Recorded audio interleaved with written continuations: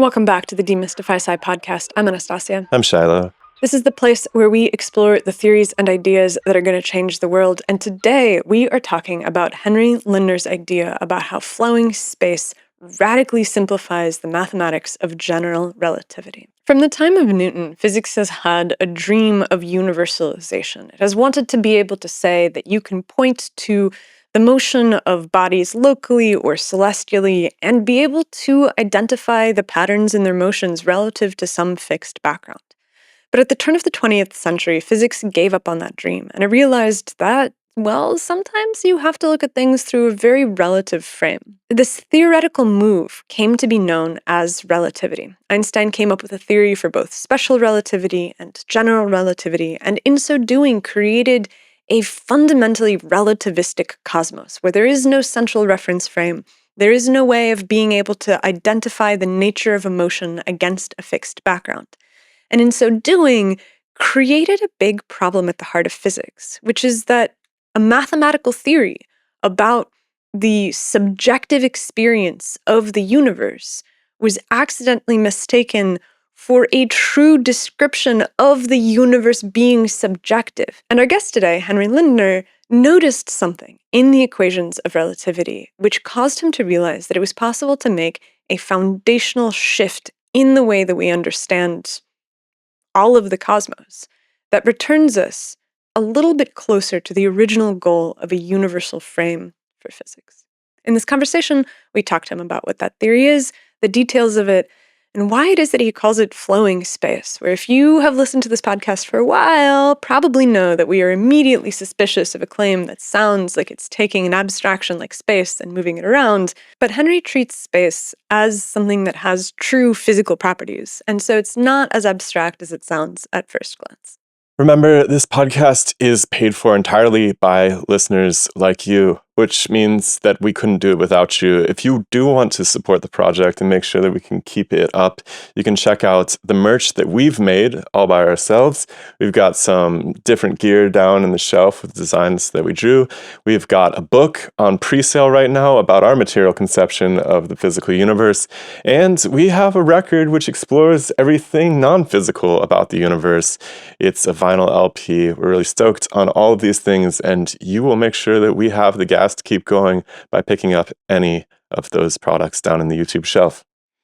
Before we get to the conversation with Henry about his reimagined model for general relativity that allows us to simplify the complex mathematics down to a single foundational principle, I have one last reminder, which is paradigm drift. If you have a theory about some feature of nature, it doesn't matter if it's politics, philosophy, economics, history, or physics, then consider signing up for Paradigm Drift. Our next recording is 5 p.m. Pacific, June 12th, so hurry and get your name in the hat before it is too late. Enjoy the conversation with Henry Lindner about flowing space as an improvement on general relativity, and check out some of our music as we lead into the conversation. See you next time.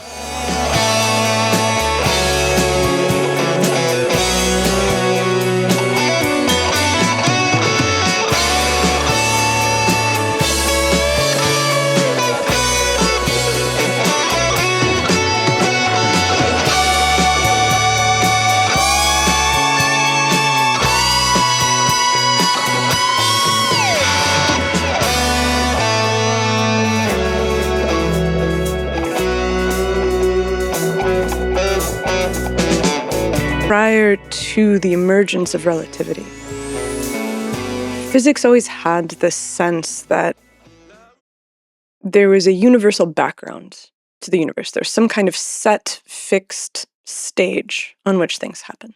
Mm-hmm. And relativity came in and said, no, you can't think about it that way. There's a much better way to think about it. And then it's with all of these different reference frames, so motion really cannot be said to be against some universal setting. And as we were talking this morning, it occurred to me that if somebody asked me the question of why do you need the background in the first place? I have a frog. I'm part frog today. Yeah. Why do you need a background in the first place? Like, why was this such a big question for people? I don't think I'd be able to give them a very good answer. And so maybe we could start there. Why is this important? That's a good start. Well, there was this guy called Newton. Who? And his Newtonian mechanics has never been completely or well understood. He posited absolute space. And it basically is an ether. It's an ether theory of space. And I'll explain how and why, and even Einstein admitted such. Something in motion, say parallel to this Earth's surface, once you get it in motion, it stays in motion unless there's friction. Same thing in deep space. In motion, you stay in that motion. To change that motion, one has to apply a force. And that force creates a resistance. A resistance is created in that process. As if when we push our accelerators down, we feel pushed into the back of the seat. We are accelerating relative to something that is interacting with us locally, with every atom in our bodies. Same with a spaceship firing its rockets. Same with throwing a ball, getting it going. So Newton posited that there is this background, call it inertial space. He called it absolute space. It is universal, it's Euclidean, it's single, it's cosmic. So a single cosmic reference frame relative to which you would define these things. And of course, there's his famous bucket, thought experiment. He even did it, I think. Rotation is absolute. Let's say that's a loaded word that we have to take apart. But rotation is real. The bucket is really rotating relative to something. That's why the water climbs the walls and eventually splashes out. What is it rotating relative to that causes that, that reaction of the water? And that something, again, must be within and around the bucket. It's interacting with it locally. And so that is Newton's inertial space, absolute space. Now, the reason it's clearly an ether theory is this. In the Principia, you can find that he says that everything has a true velocity, an absolute velocity in his absolute space. We simply can't know it. We can't do any experiment to figure out what the velocity in absolute space is for the Earth, for a spaceship, for anything. And but he said in philosophical, disquisitions, this was his word, we need to abstract from our senses and try to understand the real nature and causes of things. So he says this is there, this absolute space is there. We can't measure velocity within it. And indeed, he didn't understand, light's limited velocity at c. So he thought that anything could move through this space at any velocity. So no limiting velocity. Then comes electromagnetism and learning about light waves. Faraday, who Maxwell said it's a very good thing he wasn't a mathematician, so he could just think about how things work and, explain the world. Well, Maxwell worked out the equations and bam, falls out this velocity that is light, electromagnetism, permittivity, permeability. These are characteristics of this space. And so, Maxwell believed in an ether, and he even tried to create a mechanical model of it. And so there was this idea that Newton space was also electromagnetic space. And everybody was happy. This is all cool. But then Michelson-Morley experiment came along. The most misunderstood and misinterpreted experiment in the history of physics. So Hendrik Lorentz said, okay, there still is Newton's absolute space and the inertial luminiferous ether, they were the same thing. But what happens with an interferometer is that while we know that light will cross a stream of ether and will go side to side more slowly because, say, it's moving through the ether this way and the light has to go across the stream, perpendicular to the ether, that's going to slow down the light in one arm. But in the other arm, what happens, it would actually, the back and forth arm, the only way to get the equations to work is to have a shortening or length contraction of the actual physical device. So Lorentz said, this is why, Michelson-Morley was negative. The Earth is moving through this absolute ether, luminiferous, Newtonian, Maxwellian ether, let us say, but we can't detect it because moving through it shortens our measuring rods, shortens our devices. And there was another explanation. So that was Lorentz and then Poincaré. But there was another explanation, which was George Stokes. And I think his is also true. His explanation was that it makes no sense for this massive Earth to just plow through this Newton Maxwell space and not interrupted at all, like space just passes through the Earth like it's not there. So he came up with this idea of entrainment or ether drag. And he said, gravity, the Earth's gravity, must create a situation where it actually pulls or entrains its surrounding ether with it into its 30 kilometer per second motion around the sun. And so Michelson-Morley is sitting, really more or less stationary in the ether because it's sitting on the Earth, which is pulling all the surrounding ether with it into its orbital motion, its free fall motion. So before you get deeper into the story, because we're about to flip over into the 20th century, into the world of, Einstein, relativity. Exactly. Do you feel satisfied that we have an understanding for why people cared about the background in the first place, Shay? Well, I think that physics was deeply mechanical in the early days. And so the assumption that especially in the electromagnetic era, the assumption that something must be waving was kind of a foregone conclusion. The Michelson-Morley is a really interesting break because it does give permission to the mathematicians to abandon that idea, but it must have already been in the waters. It seems like there must have already been a culture that was willing to abandon that kind of approach to science, that mechanical, mediated study of the world, which is ultimately what physics was and should be.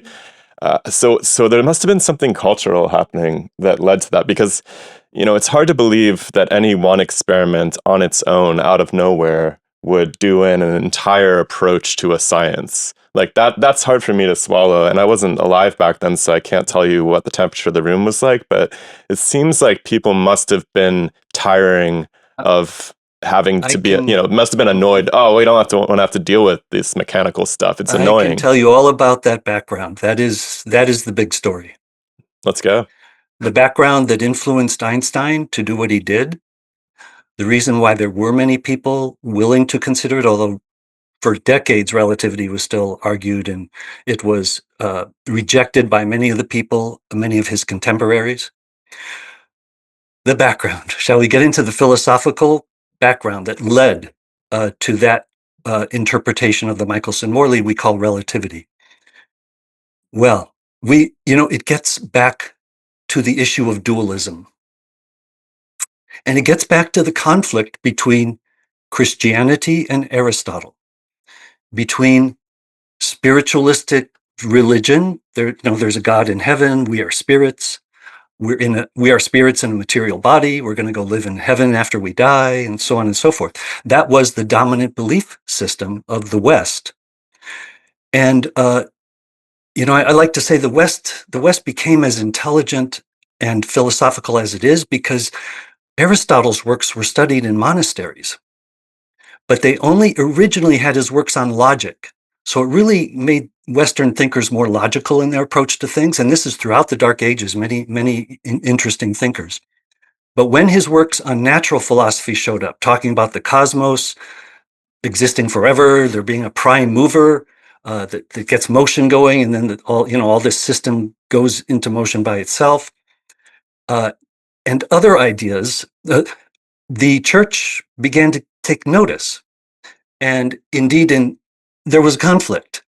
Thomas Aquinas tried to put the two together, didn't work. The church in 1277 condemned many. What did Aquinas do? I've studied him a long time ago, but I can't even remember. But I know that he plays heavily. How did he try to rescue this or bridge the gap? He tried to reconcile reason and faith. Aristotle and Christianity. I haven't studied his ideas recently, but he was an Aristotelian and tried to say there's no conflict. These can live together, Aristotle and Christianity. But in 1277, the Bishop of Paris condemned many Aristotelian and Thomist ideas. For instance, they wanted to believe that God could move the cosmos if he wants.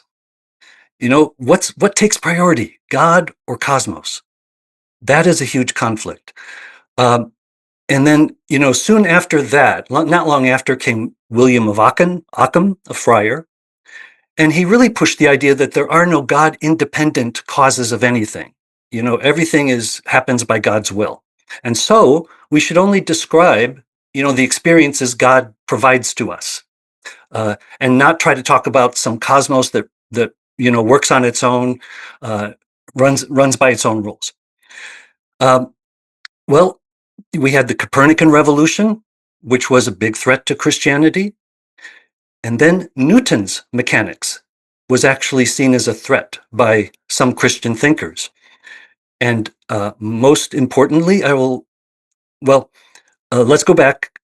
Descartes and Locke, they're two people you've talked about quite a bit. They were dualists. Dualism is a compromise. It says there's two independent realities. There's spirit God reality, and there's cosmic physical reality. And Descartes and Locke both basically defaulted to the spiritualistic side because that was the only thing they felt they could be certain of, was that they exist and have experiences. Cogito ergo sum. Descartes believed in a physical cosmos only because he didn't believe that God would deceive him about the existence of this physical world, independent of his consciousness of it. You remember he said that maybe the physical cosmos is a hallucination caused by a demon, but he trusted God. Locke also empiricism. What is it? Well, let's stick to our experiences and describe them. We can never pass beyond them to understand the causes of things. This is what Locke said. So dualism, Christianity, spiritualism, dualism, left humans with this conundrum. Well, along comes the good Bishop Berkeley. And to understand all of this, relativity, quantum mechanics, you have to understand Berkeley and why we got to where we are. Berkeley provides the purest solution to this problem, and he chooses the spirit side. And he says there is no physical cosmos at all.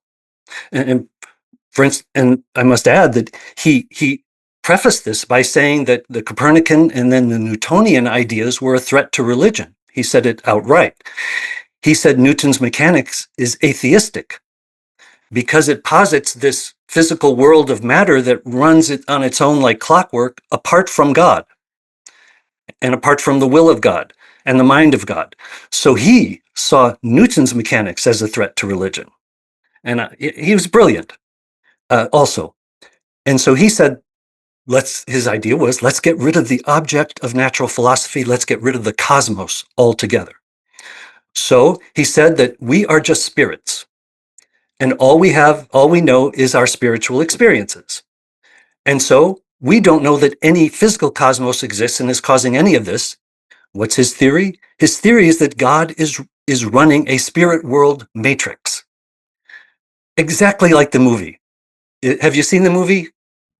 The first one's really good, for sure. Yes.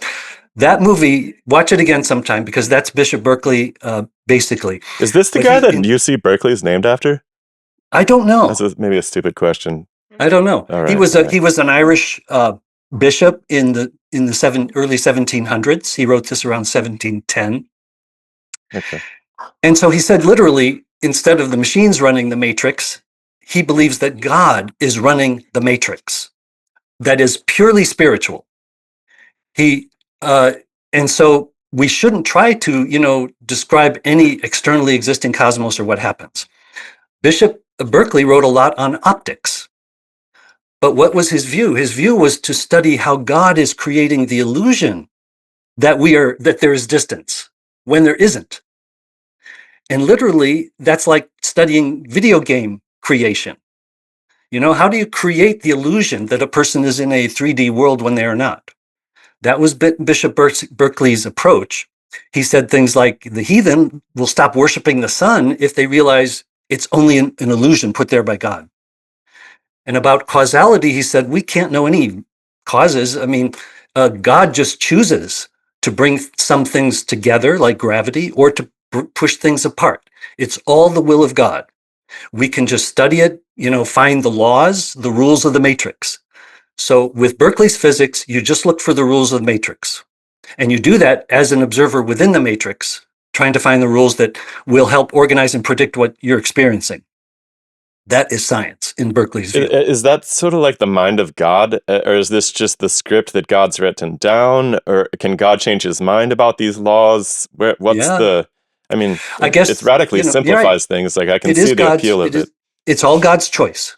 God is all powerful, omnipotent, can make any choice he wants, but apparently chooses to keep this matrix consistent.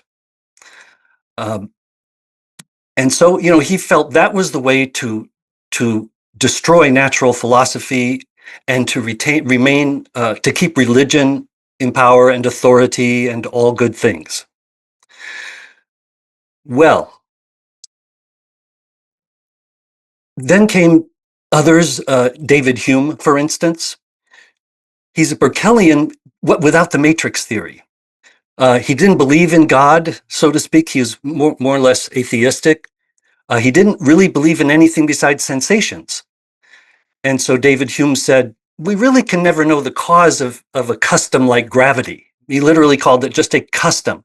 All we know is that one thing follows another in our experiences. We cannot say anything about the cause. We'll never know the cause of this custom that we have acquired called gravity. Then, Immanuel Kant said, we can only know the noumena, meaning our conscious experience of things. We can never pass beyond to the phenomena, what it is that's existing and causing these things.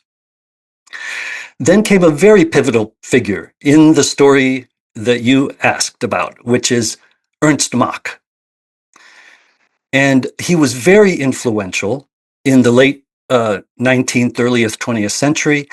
His views are usually called positivism, but he didn't believe in God or a physical cosmos. He only believed in the fact that we are having sensations. So he said we should have this science, capital S, we'll discuss. Science should only try to organize our sensations and measurements because we don't know anything else. As in a matter of fact, he said the world is our sensations. And so what we do is put together laws that will organize our sensations, organize everything into laws. He essentially got rid of theories altogether because you're not going to make a theory of what exists and causes things. You're just going to organize your perceptions and measurements. Isn't that kind of? Didn't he write a book called Mechanics? The Science of Mechanics. That's pretty ironic given the perspective that you've presented. Yes, The Science of Mechanics. He was very bright also. We know him from Mach, the speed of sound, and he had many other accomplishments. But this was his view. But is that what he was outlining in mechanics, though? What did he mean by mechanics? Yes. Oh, good question. But I guess it's just motion and objects and measurements, things that we measure in our experiences, but not Newtonian mechanics. And that was one of his real big shticks, was that Newton's space is meaningless. We can't see it. We don't know it's there. All we do know is that things move relative to other things. So his view of explaining Newton's bucket is that the bucket is rotating relative to the rest of the mass of the cosmos, which doesn't explain what's affecting the bucket locally. But he said we have to talk about relations. Can you explain the design of the Newton's bucket experiment, just so that if somebody doesn't know it? We have also, by the way, have Andreas Cease does this demonstration on the show a couple of years ago. Yeah. Yeah, so say you hang a bucket with a handle by a rope, and you fill it halfway with water. You wind up the rope, the bucket, And so you've got it all wound up, you let go. The bucket starts rotating. The water at first, doesn't want to rotate with the bucket. It takes force to get water to rotate. But the friction of the bucket against the water eventually gets the water rotating. And because the water is rotating, it spreads centrifugally away from the center of the bucket, and it actually climbs the walls of the bucket. So it's his way of showing rotation is real, it's physical. You can't just choose a frame that's not rotating with the bucket because it won't explain why the water is, sloshing to the sides and out of the bucket. So that is proof that rotation is physically, mechanically real. It's rotation relative to something. Newton had his answer. Mach said, well, it's got to be relative to some other object in our sensorium, something we see, something real. And so that had to be stars and planets. So it's like even once the water and the bucket are moving at the same rate, the water still knows that it's moving somehow. It's still climbing the walls of the bucket, something like that. It's still rotating. The mass of water is still rotating, so it's still being pushed away from the center. And so the question becomes, what's because affecting every water the water molecule is being, pulled into rotation and wants to go straight. It wants to go straight in Newton space. That's Newton's view of it. But you're deviating it by whatever is inducing the rotation. You're putting a force on it to keep it from following its natural uniform motion. And so you're saying that for Mach, though, the cause of it was external. It was the cosmos, it was the stars, it was the planets. Right. But that feels very physical, doesn't it? To say at least that there is cause, that there is some sort of mechanism that generates this. Yes, indeed. So nobody is a true Berkeleyan idealist. Nobody. We've met a couple. I would, I would dare to say they are not either. There's a simulation theory, I think, really does lend itself to true Berkeley's. That's Berkeley's theory, right? And that's why it's still around, because we have Berkeley's physics right now. And I will get so Mach very strongly influenced Einstein. It was a real revelation for him to read Mach's work.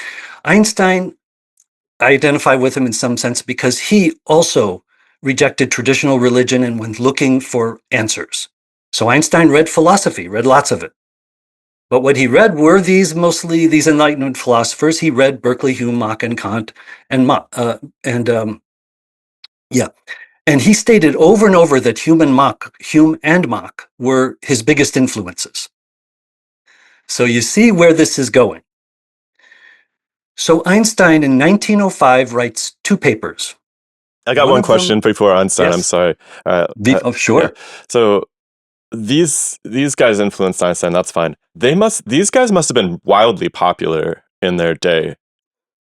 Do you think that's because they were tolerated by the institutions and also offered people a route to reason that was congruent with the way they had become accustomed to thinking about the world? Like there seems like some happy medium when it comes to paradigm shifts, even if they're very slow paradigm drifts, where the institution has to, in some sense, permit the shift to happen, right? It has to go in lockstep with what is tolerable in the institutional framework of what's happening, right?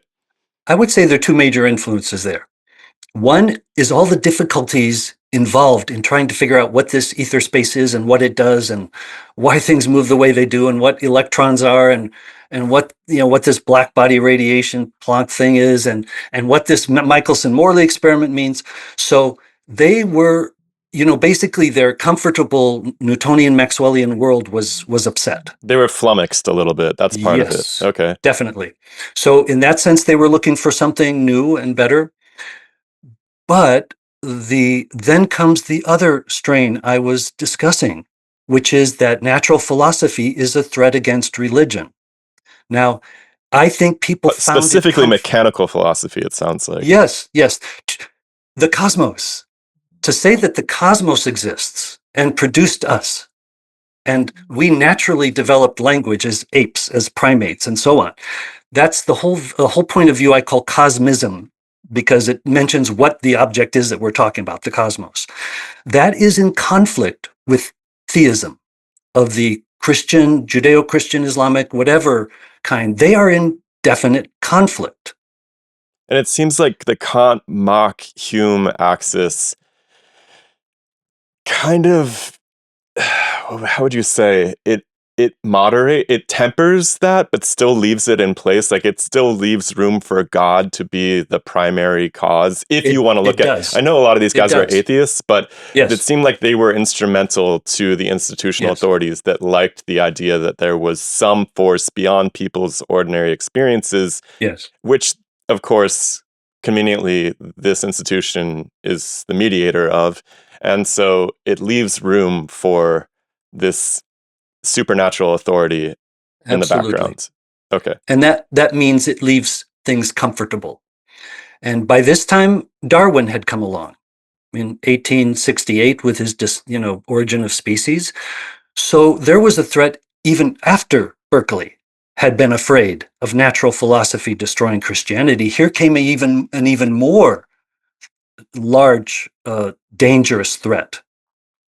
So it was a run to comfort. And this is a time, turn of the 20th century, when even much less than today could people imagine that consciousness is an emergent phenomenon. They were raised in a much more religious environment than we were, although religion was declining among some classes. But it was just comforting to say, let's just talk about what God gives us, what we know exists, and not upset the entire apple cart of civilization with natural philosophy, with cosmism, which requires a whole different approach to the world, which is where our species needs to go.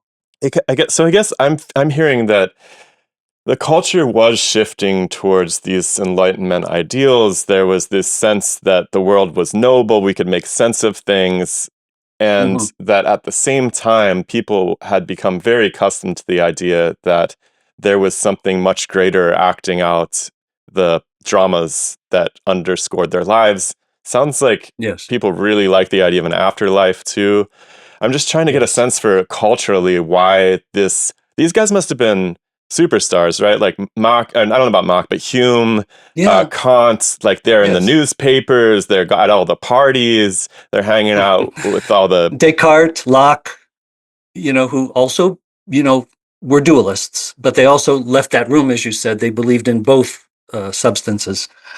Um, and so the Enlightenment, as I'm putting it, was actually a regression. Hmm. But at the same time, by challenging and eliminating Aristotelianism, for instance, you did open up, people to other ideas and ways of looking at things. And indeed, the scientific method became much more in use.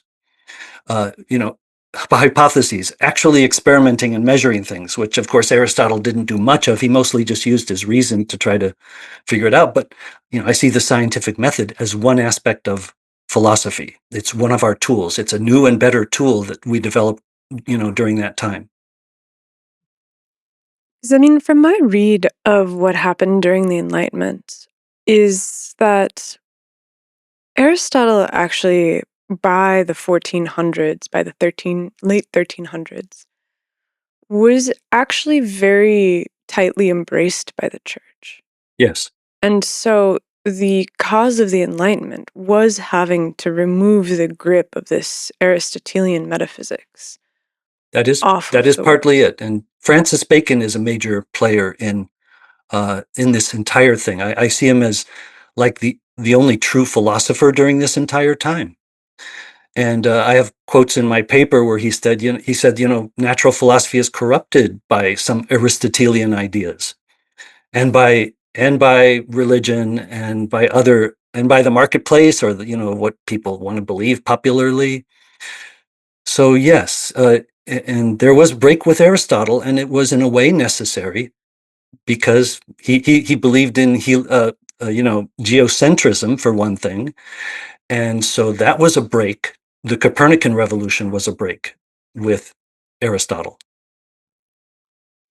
I mean, I have a lot of sympathy for for the opponents here, because I obviously believe, since the start of this conversation, and for anybody who's ever been here before, that physics can only be approached as a material science.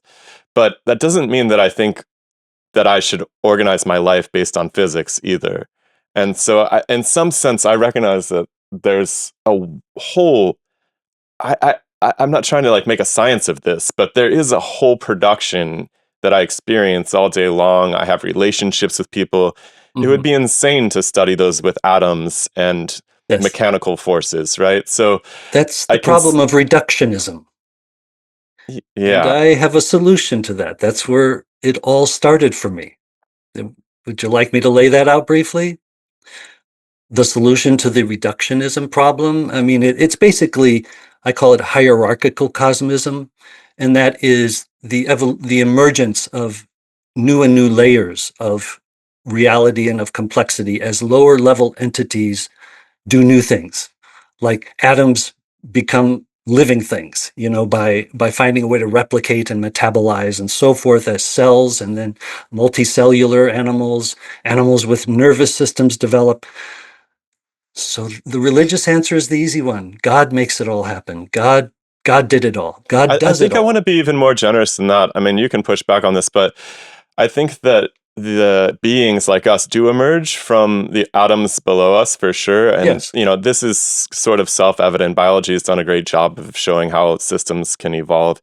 But there's Yes. also this top down thing, which is pretty strange, how the beings actually end up moving atoms around because we've remade the face of the earth, right? And that's a naturally occurring phenomenon. Mm-hmm. And so God knows, that's probably not the right phrase to use here.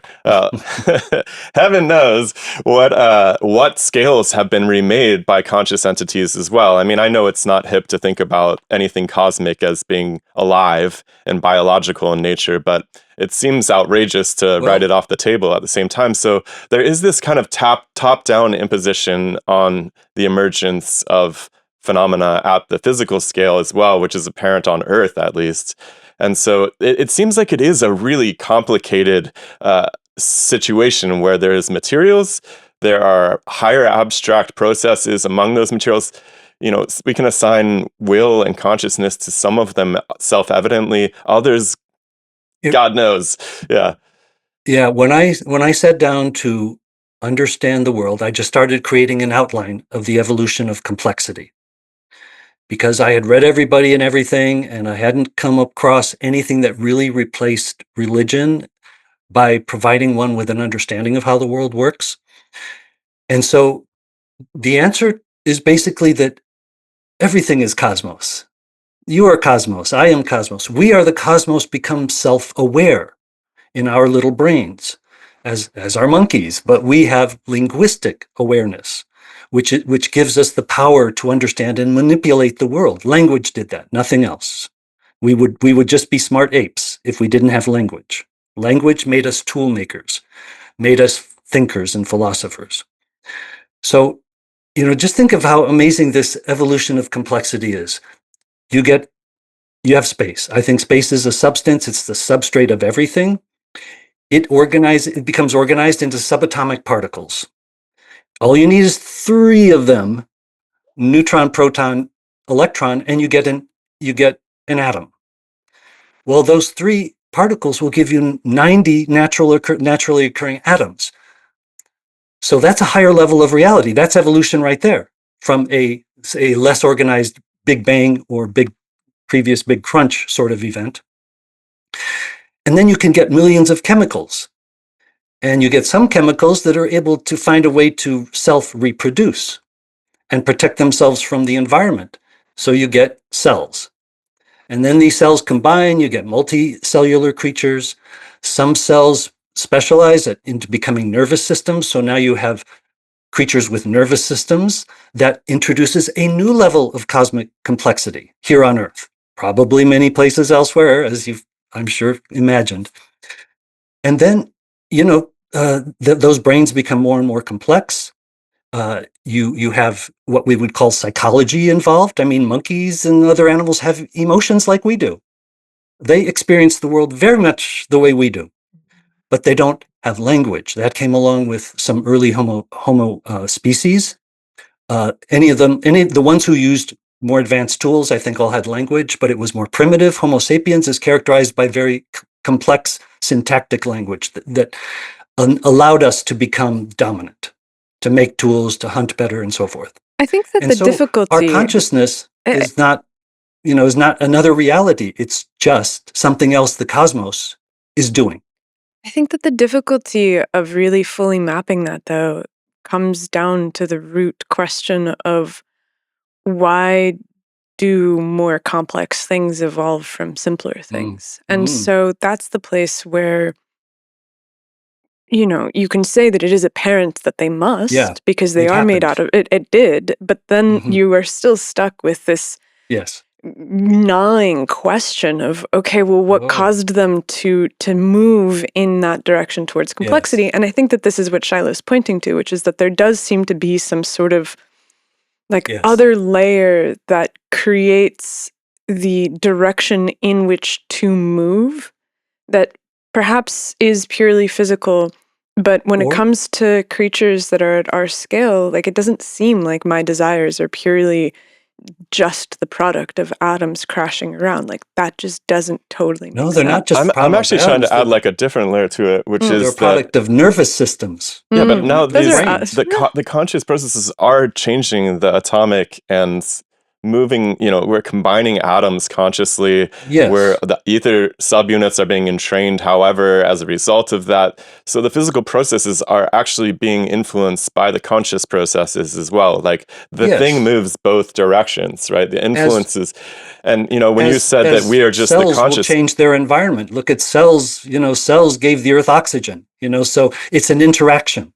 Yeah. So when you said that we are the consciousness, we are the cosmos, I agree with you. Become conscious, right? And I think that's what these people mean by God, or by, Yes, it is replacing the abstract, mind-like anthropomorphic God with a better theory of what exists that has made all this happen. And indeed, it is still a mystery, absolutely. But it's a mystery much better defined and contained, and without irrational, unuseful hypotheses like a mind god who makes it all happen. That doesn't add one bit to understanding what happens.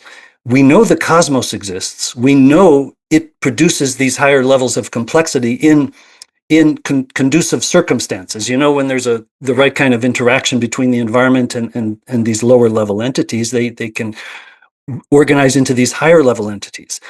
So we have a situation where, yes, the cosmos has this inherent ability under the right circumstances to become more complex and to become even aware of itself through creatures like us, and even to change its own environment, itself, through us changing the world. Okay, I think I can sew this together. So it seems like the problem with the mind god, or whatever this, external entity, is that that's fine, first of all, and I can see how you would view it that way, but it doesn't let you off the hook in terms of explaining how the mind god mechanically facilitates the phenomena that we observe. That's the problem, is that people took... It's the problem of dualism. They took the assertion of the mind god and thought that it left them off the hook as to how these actual physical phenomena are produced. Call it magic. Just call it magic. That's the problem. That's the bait and switch, I think. Yes. And it doesn't seem necessary. That it seems strange that happened, unless the institutional authorities really wanted a place for magic so that they could willy-nilly dictate the terms of any particular metaphysical crisis that appeared. Magic gets you out of explaining the thing. Relax. You don't have to explain anything. Just find the laws. And it leaves the God of the Bible, the God of your forefathers, the God of our country. It leaves all that unscathed for the most part, but it doesn't solve the problem. I see. And it leaves room for the institutional authority to have carte blanche too, right? It gives them room to say things that don't make sense and and say, hey, we've got a telephone line to this God thing. It's cool. We understand how it works. If you can't, that's your problem. But Christianity and Constantine, the Roman Empire literally, found a new leg by grabbing onto this new belief system that it felt could be manipulated to unify an empire. So yes, authorities love Magic. everything except natural philosophy. They hate philosophy because natural philosophy means people are thinking and figuring out their grift and figuring out that they don't need to be under their authority and figuring out that economics works differently than they're told, and so on and so forth. So church and state and even school, to a large extent, suppress philosophy. They don't want it. That And makes sense. this is where we are stuck today, and this is why everything is falling apart. That makes sense. And it's kind of a subconscious process that runs in the background where the institutions support the authors and philosophers that will permit them to retain the magic that they need Yes. in order to facilitate their arbitrary decisions, which might not Yes. actually be good ideas, but Yes. it wouldn't be, wouldn't flow as smoothly if everybody was sitting around contemplating the actual chain of causality for. And thinking for themselves and not being schooled into mental and submission to authority. Yeah, that's all very threatening. And universal public schooling was instituted by people who wanted to control the population. They were thinking they're going to make like these perfect, amazing young people, but indeed they actually end up destroying their natural philosophical development.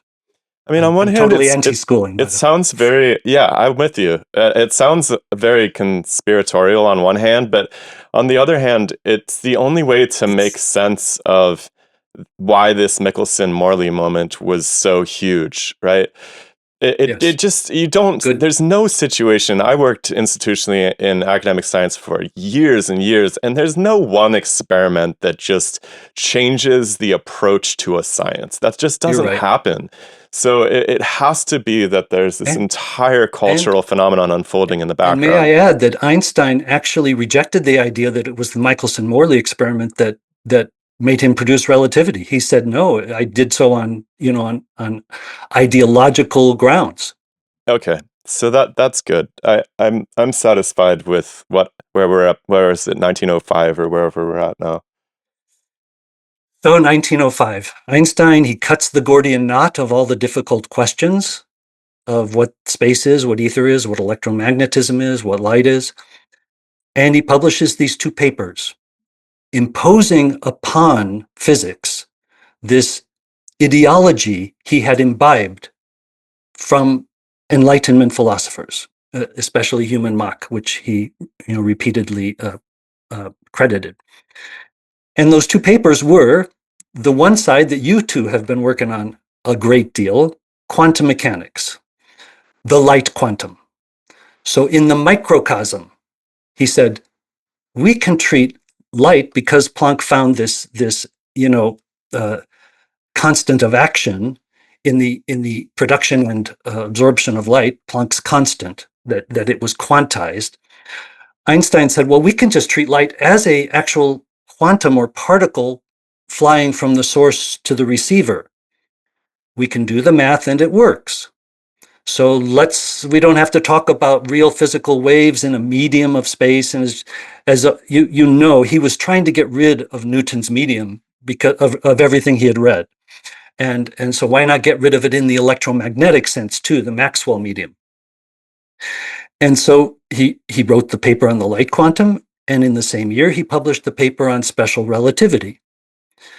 Special relativity is basically Lorentz's theory of why the Michelson-Morley experiment was negative, but turned into something very different, which is an attempt to eliminate the medium altogether and restrict physics to merely describing what observers measure with their rods and clocks. So in my presentations, I show the three axioms of special relativity. It is an axiomatic system. One of them is, the restricted or special principle of relativity, which is all laws of nature should be the same for every mover in uniform motion. Relative to what? Newton's space. But that's the answer that is not given. But they're in uniform motion. Galilean relativity holds, and we're going to say special relativity holds because we're going to say light doesn't move at different velocities if you're moving. Light moves at c relative to you, to your frame, to the observer's frame. And so he takes absolute space away and he makes the speed of light the absolute. Well, it's nonsensical. I mean, the same light moves at c relative to, two ships moving in different directions, two spaceships. And the second one is we're going to use the Lorentz transformations, tell us how to translate rod and clock measurements from one of those frames to the other.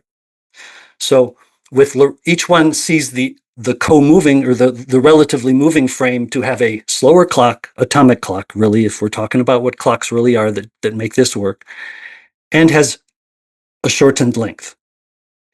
So he made these length contraction and time dilation, so-called, only due to relative motion. No physical space plays any role in it whatsoever.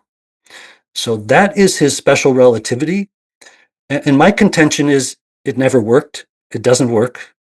It immediately leads to contradictions and problems. And one of those is the famous twin paradox.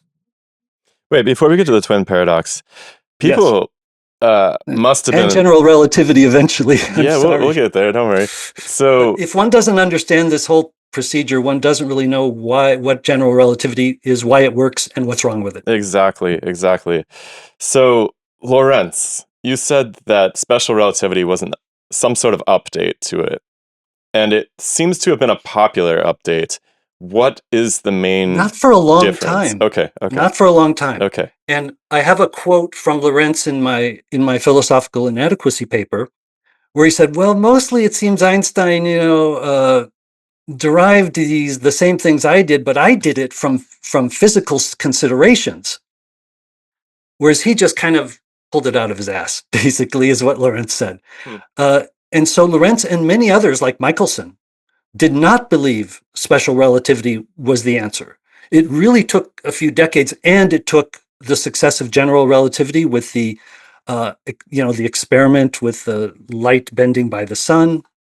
That put general relativity out there, and really that's when special relativity took off.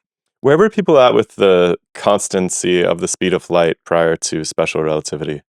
Yeah, that's a good question, because it's physically nonsensical. But again, it's like, I think that made most people not really consider it very seriously until the general relativity and Einstein became a rock star. And then they just basically said, well, the equations work, it must be true.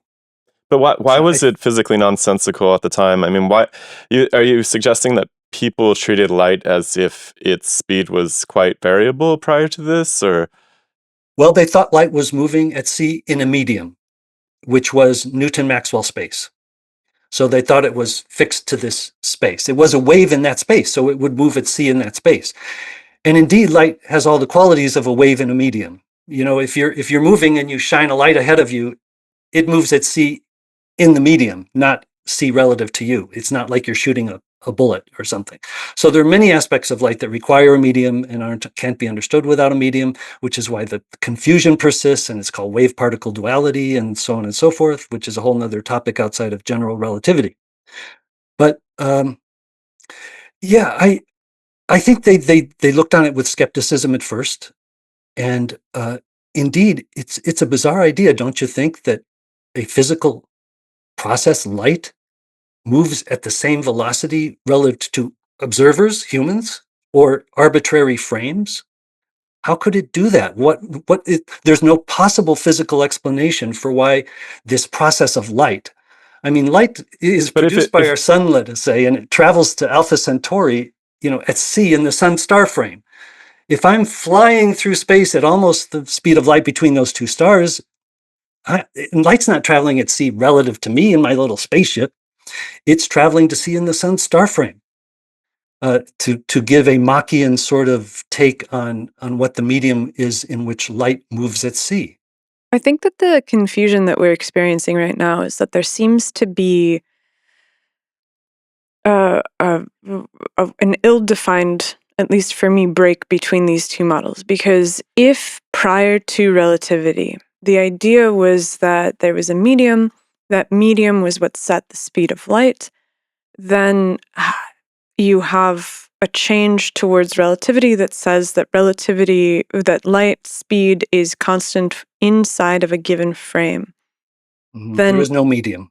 There is no medium, but there is still a constancy of the speed of light. And so explain the way that the constancy of the speed of light in relativity is fundamentally different from the constancy of the speed of light prior to relativity, because from the surface level, these seem like the same principles.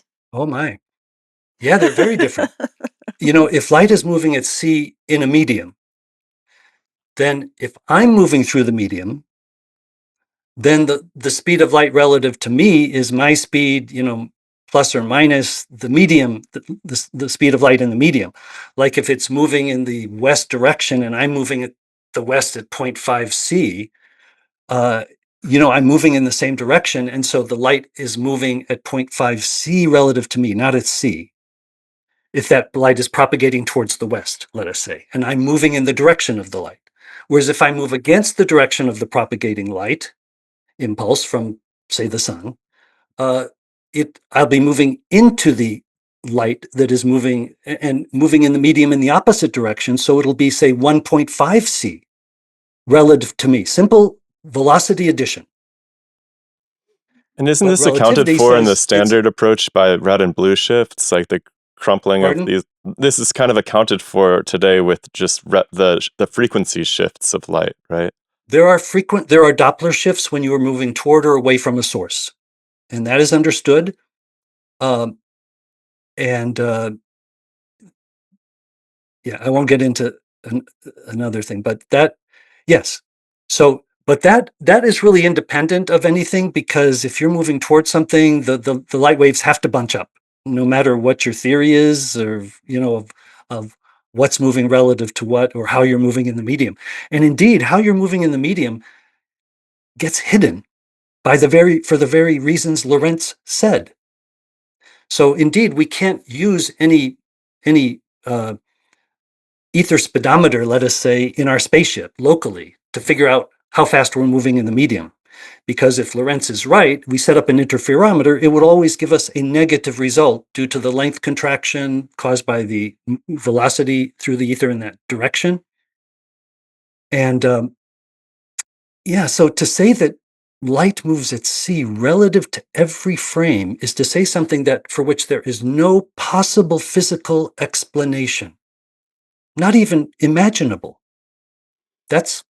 Can you imagine one? I think I finally understand. I understand what you're saying. Yeah. So you're talking about. We may measure it to move at c, and I think that's how people really interpret it. I don't think anybody really, really believes that light moves at c relative to me because I'm moving, or relative to any frame. But I think in their minds, most people are Lorentzian ether thinkers. So I really think they think that and they'll say it does make a difference. Okay, so our instruments are altered, and we only measure c when we're moving anywhere through space. Well, that's the same as just saying light moves at c, and they're equivalent statements. And if we can't experimentally tell the difference, let's stay with the simpler one. So that's how they rationalize this away. All right. So in our everyday lives, we for the most part don't have to worry about that, because the motion that we're undergoing in our environment with respect to the light in the corner of the room is just so minimal. It's just so slow that it just doesn't matter. So twin paradox, like how does this start to, when does it break down? When does trying to maintain the constancy in every frame start to? This is where we can show that relativity doesn't work. And I'll tell you why everybody thinks they can explain the twin paradox within relativity, but they're wrong. As I mentioned, those three axioms, the principle of relativity, laws are the same in every frame, light moves at c for every observer or frame in uniform motion, relative to what? And Lorentz transformations translate between frames, measurements. So what you have there is no physical space, no cosmos, literally no cosmos. Nothing that refers to any cosmos, stars, planets, physical space among the stars or planets. It's a pure observer-based system. And this is what you get if you follow Mach.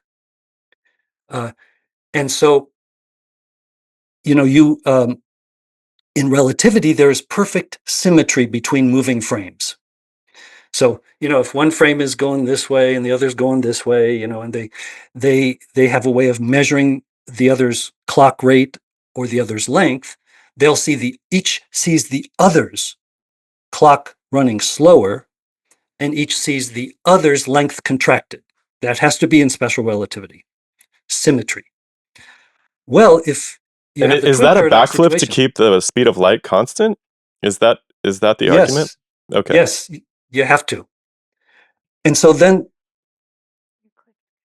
you have, am I going Sorry, too I'm long, breaking the folks? microphone over here. No. Okay. I clipped my microphone. No. Nastia scolded Okay. me for talking too loud.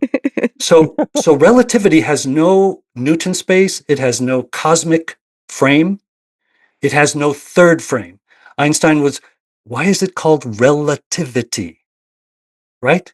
It means everything physical that we think of physical is actually only due to relative motion. And so in the twin paradox, what you do is you create a situation that's more realistic. You have one twin, fire rockets, go away and come back. Fire rockets turn around and come back. Now we know from real experiments that have been done that the twin who fires its rockets, goes and comes back, will have a less elapsed time, will seem younger, as they say. Well, their atomic clock will measure less elapsed time. And that's a major thing to get away from the idealism of relativity. There's no time dilation. That's an idealistic concept. There is slowing of atomic clocks in motion in space. And so one twin goes and comes back, and he's younger than the other. So what happened to the relativity, the symmetry of relativity? Because the twin who flew away and came back, by pure coordinate system, accounting, he could say the other twin flew away and came back. If there's no physical space, third frame, or anything, then they have symmetrical motions in each other's frames. This one can say this happened, this one can say that happened. So why is one younger than the other? Why did one clock have less elapsed time? Well, relativity says, it's because the one twin engaged in acceleration, and acceleration is absolute. The one twin fired rockets and so changed his frame. He changed frames from one speed frame to another speed frame, and so he's the one with the slower clock. What have they done? They have just reintroduced Newton space, Newton-Maxwell space. They have just reintroduced a third frame. They have said that acceleration is absolute, which is not relativity anymore. And so the problem is that relativists do not understand what relativity is. Literally, they don't understand it because, as I just told you, it was this attempt to get rid of the cosmos. That's literally where it came from, and restrict everything to the observer's measurements and experiences. And so in relativity, and Einstein said it himself, there's no such thing as an independent frame, which really means no cosmic or third frame with which to relate anything. But to resolve the twin paradox, you need to say why one twin's movement was really physically different and resulted in a slower clock time. And so they have many tricks they do this, but the fact is they can't believe that relativity has no cosmos or no cosmic frame. And they're all taught Newton to start with, so they know that there's a space that is an absolute spatial frame for acceleration, and relativity didn't get rid of it. So Einstein thought he was going to get rid of it with general relativity, but he didn't. Okay, so why is acceleration absolute? Because in the axioms of special relativity, you said that Yes. the first is that the laws are the same in uniform motion. Uniformly Acceleration is moving not frames. uniform motion. Right. And so what is it about acceleration that makes it an exception to this constancy? Is that ever discussed? Is that ever justified? No, they just say acceleration is absolute. Literally, they just say that. Okay, So and so in they terms break of the symmetry by basically appealing to Newton's space, and because they don't understand Newton's space the way I just explained it as an ether, but they do understand it like Newton had this inertial frame, and they just say it's absolute. And they think this is still relativity. It isn't. okay, and so what is it about acceleration? I mean, you say that they just Mhm. say that it's different. Like, what is it about acceleration that That allows you makes the to change. differentiate between the two? Yeah. Yeah. Yeah. When you accelerate, go away, and come back, you end up moving through more space. Mm. You end up, no matter how you do it, no matter what your initial Oh, velocities in space were, the mathematics works out. If you go away and come back in that time frame, well, from when you left to when you came back, you move through more space, and that slows your atomic clock more. I think it's really important to make the point right now that for you, space is not empty void. Space Never. that you have taken the word space that generally people use to Yes. mean just emptiness and I like, redefined it as I being like, the substance of the yes, cosmos that is between things that's right. and also is You're in things. absolutely right. This, what we call space, is not empty. It never was, can't be. Impossible. And so other people will call it ether.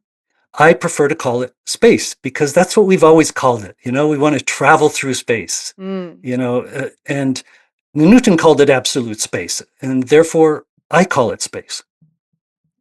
got it. And I Yeah, I think think it's, as long as you're going to say through, it would make sense to treat it as a substance. But if you're going to travel across, then Mm. perhaps it's more like a distance. We can come back to yeah. that. I want to get your ideas on space as a material and so forth later. But let's should we push on to general relativity? Yeah, I just want to make sure that I understand. So basically, the reason Mhm. that acceleration is somehow fundamentally different from just being in constant motion is because it Yes. changes the rate at which you have these interactions. So if you assume Yes. that every click of the movie of your motion Hmm. tells you how much of I guess your flux through this medium. When you accelerate, Yes. you increase your flux, and the Yes. accelerated flux through the medium is the thing that affects the running of clocks. And by virtue of affecting the running of The clocks, the then you get velocity. this. Mhm. The velocity through the medium affects the clocks. And it's actually very similar. It's a Lorentz phenomenon. It's actually a Lorentzian redshift of the outer electrons of atomic clocks. When you move through the medium, that outer electron is itself a wave in the medium. It's in my view composed of waves. And so when an atom-bound electron is basically moved through space along with the nucleus it's attached to and the material it's in, the light that it absorbs and emits gets redshifted. And that's exactly how an atomic clock works. It follows the redshift of the light that the outer electron, like in a cesium atom, the outer electron has a spin flip. And so they get a quartz clock, and they sync a signal to it. And overall, what they do is they find out that it takes a more red shifted frequency, that's slowed time, to do that flip, so that those atoms go through a Stern-Gerlach type device in the right direction. And that's atomic clocks, and that's what time dilation actually is. It's just clock slowing. Yeah, it doesn't seem like an accident to me that they use the word time instead of clock measurement.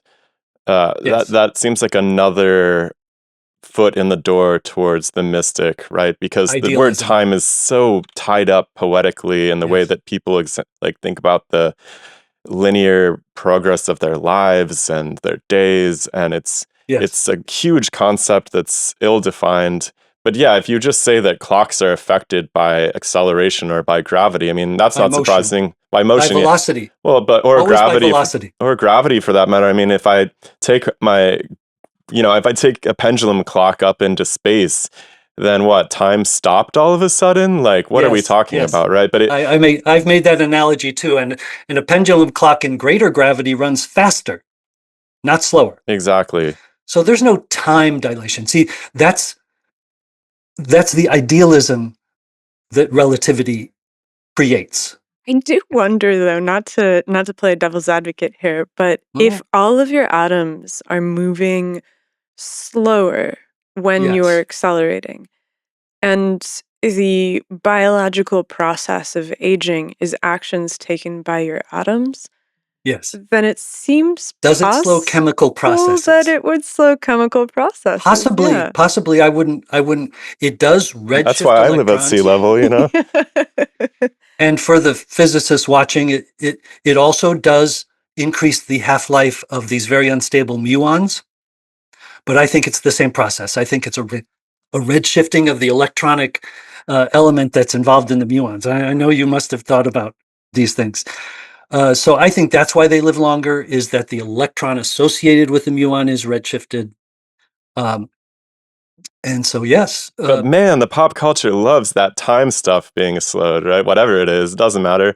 Just time machines magic, and people love magic and mystery, right? And as you said, it leaves the door open to God, magic, and mystery. New Age mysticism.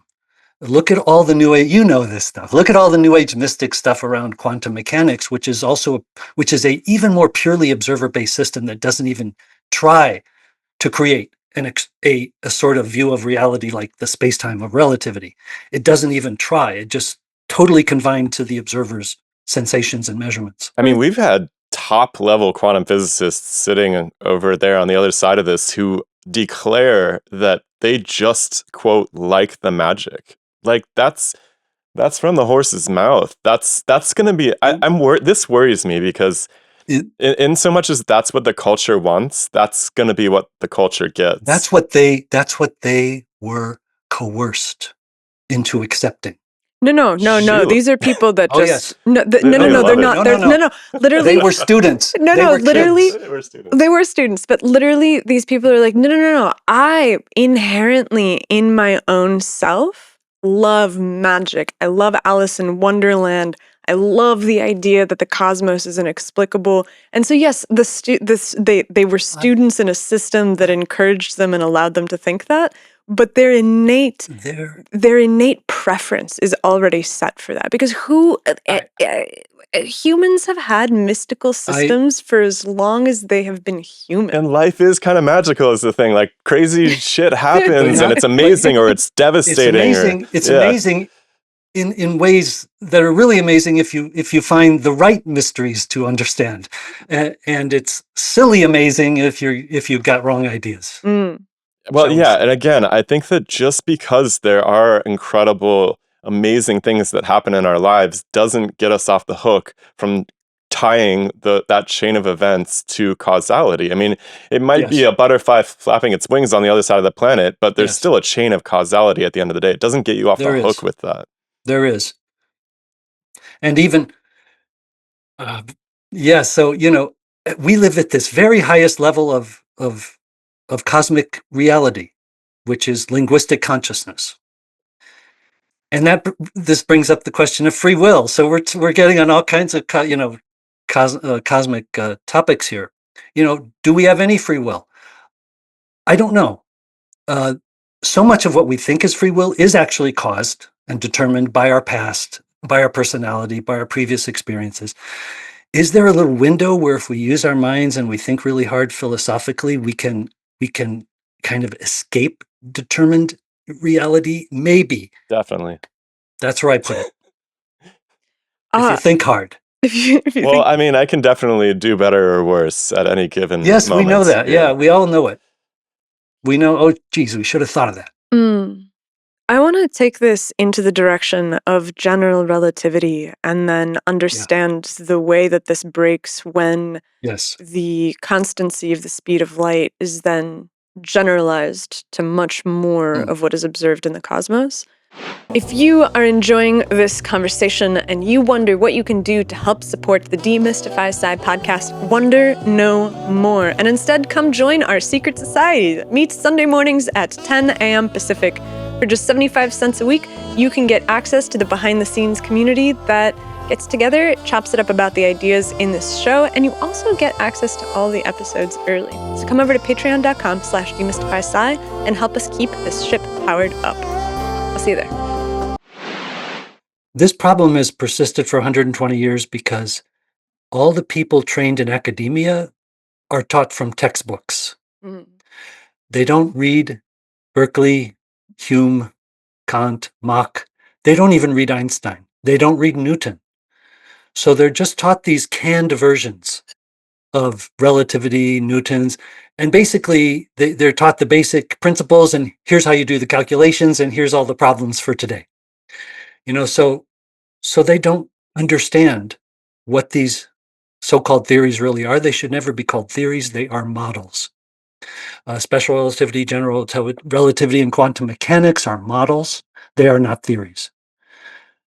Theories are aspects of philosophy, not of science, with a capital S, Machian science, which is what Einstein basically gave us, Machian and eventually Berkeleyan science. What's the difference between a theory and a model for you?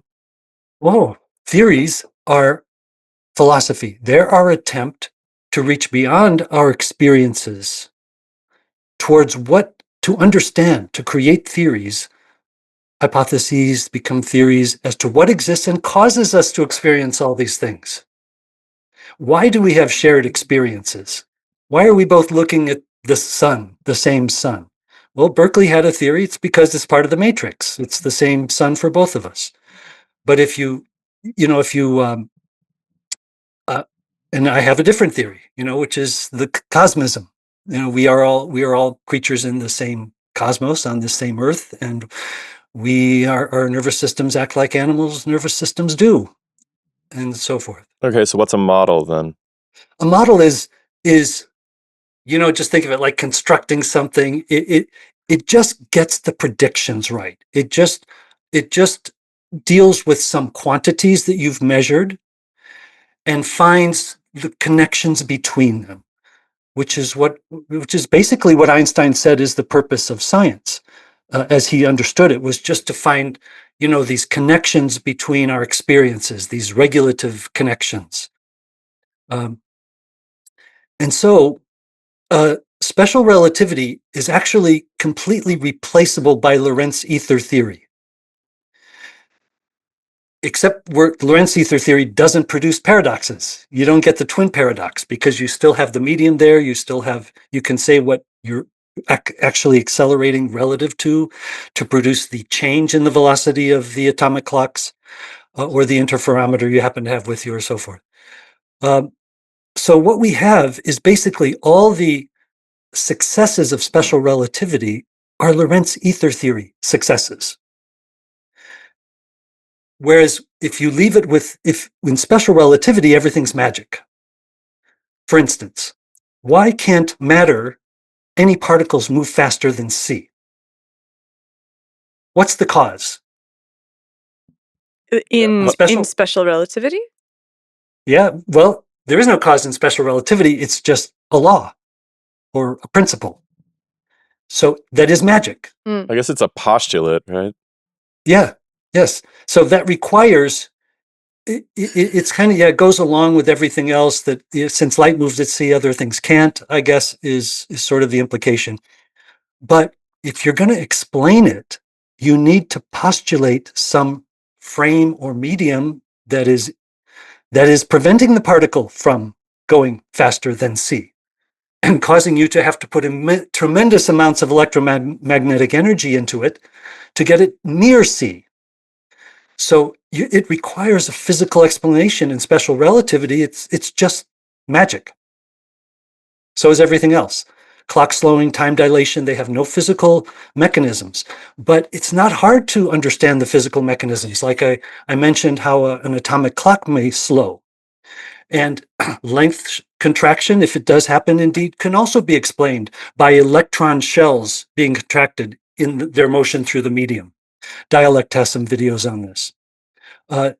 In fact, none of this is hard to explain. As you two have kind of looked into quantum mechanics and realized it is possible to make explanations that are physical, but they won't go there because They have this special relativity that they think has been proven. No, what's proven is that the Lorentz transformations work when you apply them to the correct frame that corresponds to the physical frame. And here on Earth, it's generally the Earth's surface frame.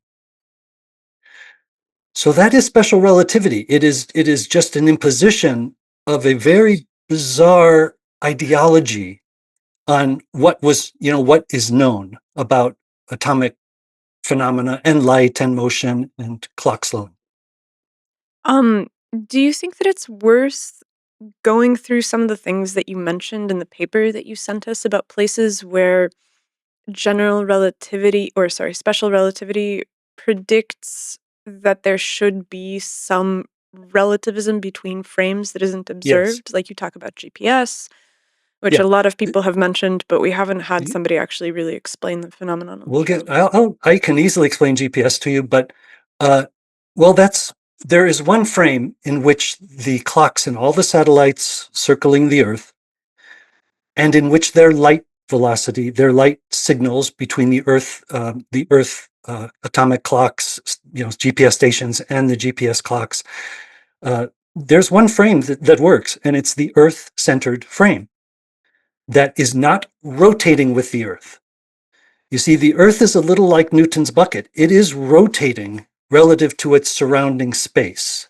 That's why the Foucault pendulum, rotates. That's Coriolis effect. And what is that thing it's rotating relative to? Well, it's a space controlled by the much larger masses in the vicinity, which is our sun and surrounding stars. They determine that space, the rotational state of space. It's not rotating relative to them, to their freefall motion, but the Earth is rotating within the space they condition in because they're so much more massive. They control the space. So GPS system, if relativity were true, it should be just as easy to pick one of those satellites' atomic clocks and then try to figure out the slowed motion or slowed rates of all the other clocks from that one clock, and or from the sun, or from a spaceship passing by. Relativists love to say we can choose any frame we want, but there's always a preferred frame. Well, isn't that a lot like the Ptolemaic versus the Copernican argument? And indeed it is. Copernicus said, let's talk about the physical frame that makes it all much, much easier. And that's what's happening with the GPS system. And I'll explain why it works later when we're talking about general relativity. But the frame that works is the Earth-centered frame. Those satellites are slowed that is not rotating with the Earth. So the satellites' clocks are slowed exactly by their velocities in this Earth-centered non-rotating frame, sun-star irrotational. And they are further slowed more or less by their height in the Earth's gravitational field, which I believe is an inflowing velocity field, which we'll also discuss later. So it all makes perfect sense, and it's all Earth-centered. None of it is relativity. And so do you think that the idea that there is a preferred frame in which the calculation is easiest to make Yes. something that points towards foundational reality? Like that's Absolutely. baked into the theory that is then, ignored because of the fact that you can make these calculations from any reference point, but they become with more complications. Exactly. Yes. It's just sort of Occam's razor. It's sort of simple philosophical principle. It's Copernican revolution again. If you choose the right frame, the frame that actually deals with causality, you get a much simpler mathematical treatment. And the reason that you say this is that the Ptolemaic system is very predictive. So if you basically place the Earth at the center of the solar system, you can map everything very, very accurately. And when Copernicus came up with his model, it was significantly less accurate, but the mathematics for describing the system were simpler, and that's what allowed the elliptical orbits of Kepler to come into action. Yes, absolutely. Yep. Copernicus thought they were perfect circles, and that's why he didn't get it quite right. And Ptolemaic system was an ad hoc model, observer-centric, in this case, Earth-centered model. And quantum mechanics is the same thing. It's an ad hoc model with deference, equats, and epicycles everywhere, as it was created over the decades. Okay. So, with that laid out on the table and that Yeah, special relativity. summary of special relativity, take us now into the land of general General relativity. I will first begin with what Einstein actually said general relativity was going to be. And this again is not known or understood. I got this all from his little book, his little, special and general relativity book from 1920 that, that's where I first learned about Einstein and started to figure these things out. So he said that, okay, the restricted principle of relativity is basically all laws will take the same form in every uniformly moving observer. Uniformly moving relative to what? Well, you need Newton space actually to describe that. But so he wanted to get rid. There was still acceleration, like we've talked. There was still this absolute acceleration. Einstein wanted to get rid of it. He wanted to generalize the principle of relativity to create a system in which all laws of nature would be the same for even rotating or randomly accelerating frames. That was his goal. Never got close because it's nonsense. Total, complete nonsense. If you're rotating, what in the world laws of physics can you produce that have any meaning whatsoever? I mean, maybe with some very fancy mathematical, tricks, but that's not what general relativity became. He called it, we're going to make the laws of nature the same for any even randomly accelerating and deforming reference mollusk, he called it, like a clam. It didn't work. But what happened was he had an epiphany. And when reading his book, I had a similar epiphany. And the epiphany was this. His man in a box Gedanken, sitting in a box on Earth's surface, you can't see outside, you don't know where you are, is exactly like being accelerated by a spaceship through space at 9.8 meters per second squared. Locally, you can't really tell the difference. And when I read that, and that's really the genesis of general relativity as we know it, which is not actually general relativity, but which is a kind of model of space and gravity and motion. Let's give people a little bit of a context for this equivalence principle. And so, Yes, okay. when Newton was dealing with mass in the Principia, he noted that in all cases, gravitational and inertial mass appeared to be the same. Like he could not differentiate between these two quantities, even though he recognized that there was one was dynamic and the other appeared to be static. And Einstein, in recognizing that mass was the same in both, the force experienced by the mass was the same in both the gravitational equation and in F equals ma, was able to set them equal to each other and then derive the fact that it was this symmetry between the two kinds of masses. It's not actually a symmetry between two kinds of mass. That is a way that the equivalence principle is stated to basically hide the obvious nature of what actually is going on. Einstein called it the equivalence of principle of gravitational inertial mass in his own little book.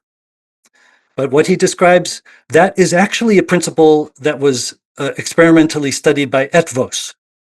They did very fine studies with the Earth's rotation and masses on very fine strings, and they found that inertial and gravitational mass were experimentally equal. But the Gedanken that led to general relativity is only about acceleration. The acceleration I feel sitting in this chair is exactly equivalent to the acceleration I would feel if I were sitting on the back of a spaceship and it were firing its rockets. And or very similar to acceleration you feel if you were on a rocket sled, and you were accelerated parallel to the Earth's surface at 9.8 meters per second squared. You'd get so many Gs. I've been in centrifuges with the US Air Force, and you feel those G forces. And so when I read that, I realized, aha, it's very easy to understand gravity. He just found the key. But his agenda would not let him see the key the way I and others have seen it. So I think again of Newton's space. Newton, look how amazingly powerful his mechanics was, how much it helped explain and us understand everything. Well, take what is happening on Earth is that Newton's space must actually be accelerating down through us at 9.8 meters per second squared. This chair is putting me in a state of acceleration relative to Newton's vertically accelerating space. And so how does general relativity treat this? Because it does not have this acceleration of space, it's the acceleration of bodies themselves. It basically, that was Einstein's idea. He even called it, we are being accelerated relative to the reference system. So he got that close. What's the reference system? It's Newton space. It's something different than the observer or the planet Earth. It's some other thing. But what he did was to do a lot of mathematical cogitation. Now, if you read about general relativity and how he produced it, it was very hard. It took a long time. It was he had lots of missteps and so forth, and the form that it's in is very complicated. But what he did was intuit that this would lead to the mathematics that I will describe as flowing space mathematics. He basically got to those mathematics, but by a very roundabout, abstruse, observer-centric, light moves at c in each of these frames view. So he envisioned, the Earth as producing, like you can talk about an infinite number of falling frames towards the Earth at different velocities. They all fall with the same acceleration at that height, but there could be many different frames falling towards Earth at different velocities. And he did his calculations. He thought that light was moving at c in every one of those frames. He did, in the book, he actually says that he got the time dilation or clock slowing from a different idea altogether of a rotating disk. And that you'd have to do so much work to get from the outside of the disk to the inside, like climbing in a merry-go-round towards the inside, now forbidden because of malpractice or lawsuits or whatever. But all the energy it takes to get that clock to the inside, he did the energy calculations and he came up with an idea very similar to what will produce the slowing of a clock. And if I were expert in GR, I could tell you exactly what he did and how he did it and how it turned out. But I can tell you that a version of general relativity, a chosen coordinate system for general relativity is called Painlevé-Goulstrand metric. And Painlevé and Goulstrand came up with this within 6 years of Einstein's general relativity being, published. And what it is exactly what I just envisioned, which is that there is a special frame falling from infinity with the acceleration we know of, and it reaches a certain velocity when it gets to the Earth's surface. That velocity, amazing to me, and I thought it must be so, and later found it was, is just Newton's escape velocity. And it makes sense. If you're going to escape the Earth's gravity, you need a sufficient velocity leaving the surface to overcome all the acceleration of this inflowing Newtonian frame.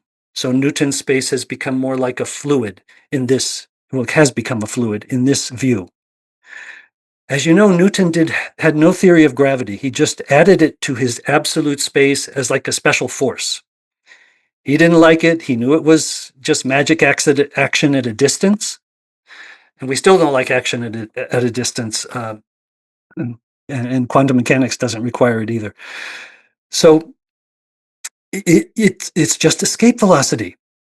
And let me show you how simple this is. A clock sitting on the Earth's surface actually does slow, just as if it's moving at 11.2 kilometers per second. Just as if. And there's nothing relative about this. It's Earth and space. If you raise a clock up on a high tower, it runs faster. And the reason it runs faster is it's in a lesser gravity spatial flow, a lower velocity flow, because it's farther from the sink, farther from the Earth. So you can do the calculations. Newton's escape velocity from, say, 100 meters up is a lesser escape velocity. It's a lesser velocity of inflowing space, and a clock on a tower runs faster. The satellites, GPS satellites, I think it's 10 to the 6 kilometers height from us, they run even faster because they're in a lower ether velocity flow, although they also have a tangential velocity as they orbit the Earth through that Earth-centered sun-star irrotational frame. And the calculations work perfectly for the GPS system. If you envision space is this inertial and electromagnetic medium flowing into the Earth. Literally, the Earth's nuclei, I believe that's what the causal factor, the strong force nuclei, they are somehow, for some reason, consuming space, maybe to maintain the force needed to keep all these positively charged, protons together in a nucleus. Don't know. Future science. But the fact is that everything that works about general relativity is perfectly compatible with the flowing space theory I just mentioned. If you use a special coordinate system, and indeed it all becomes simpler, as you can see, because general relativity does not explain anything. It's a geometric model of gravity's effects. That's all it is.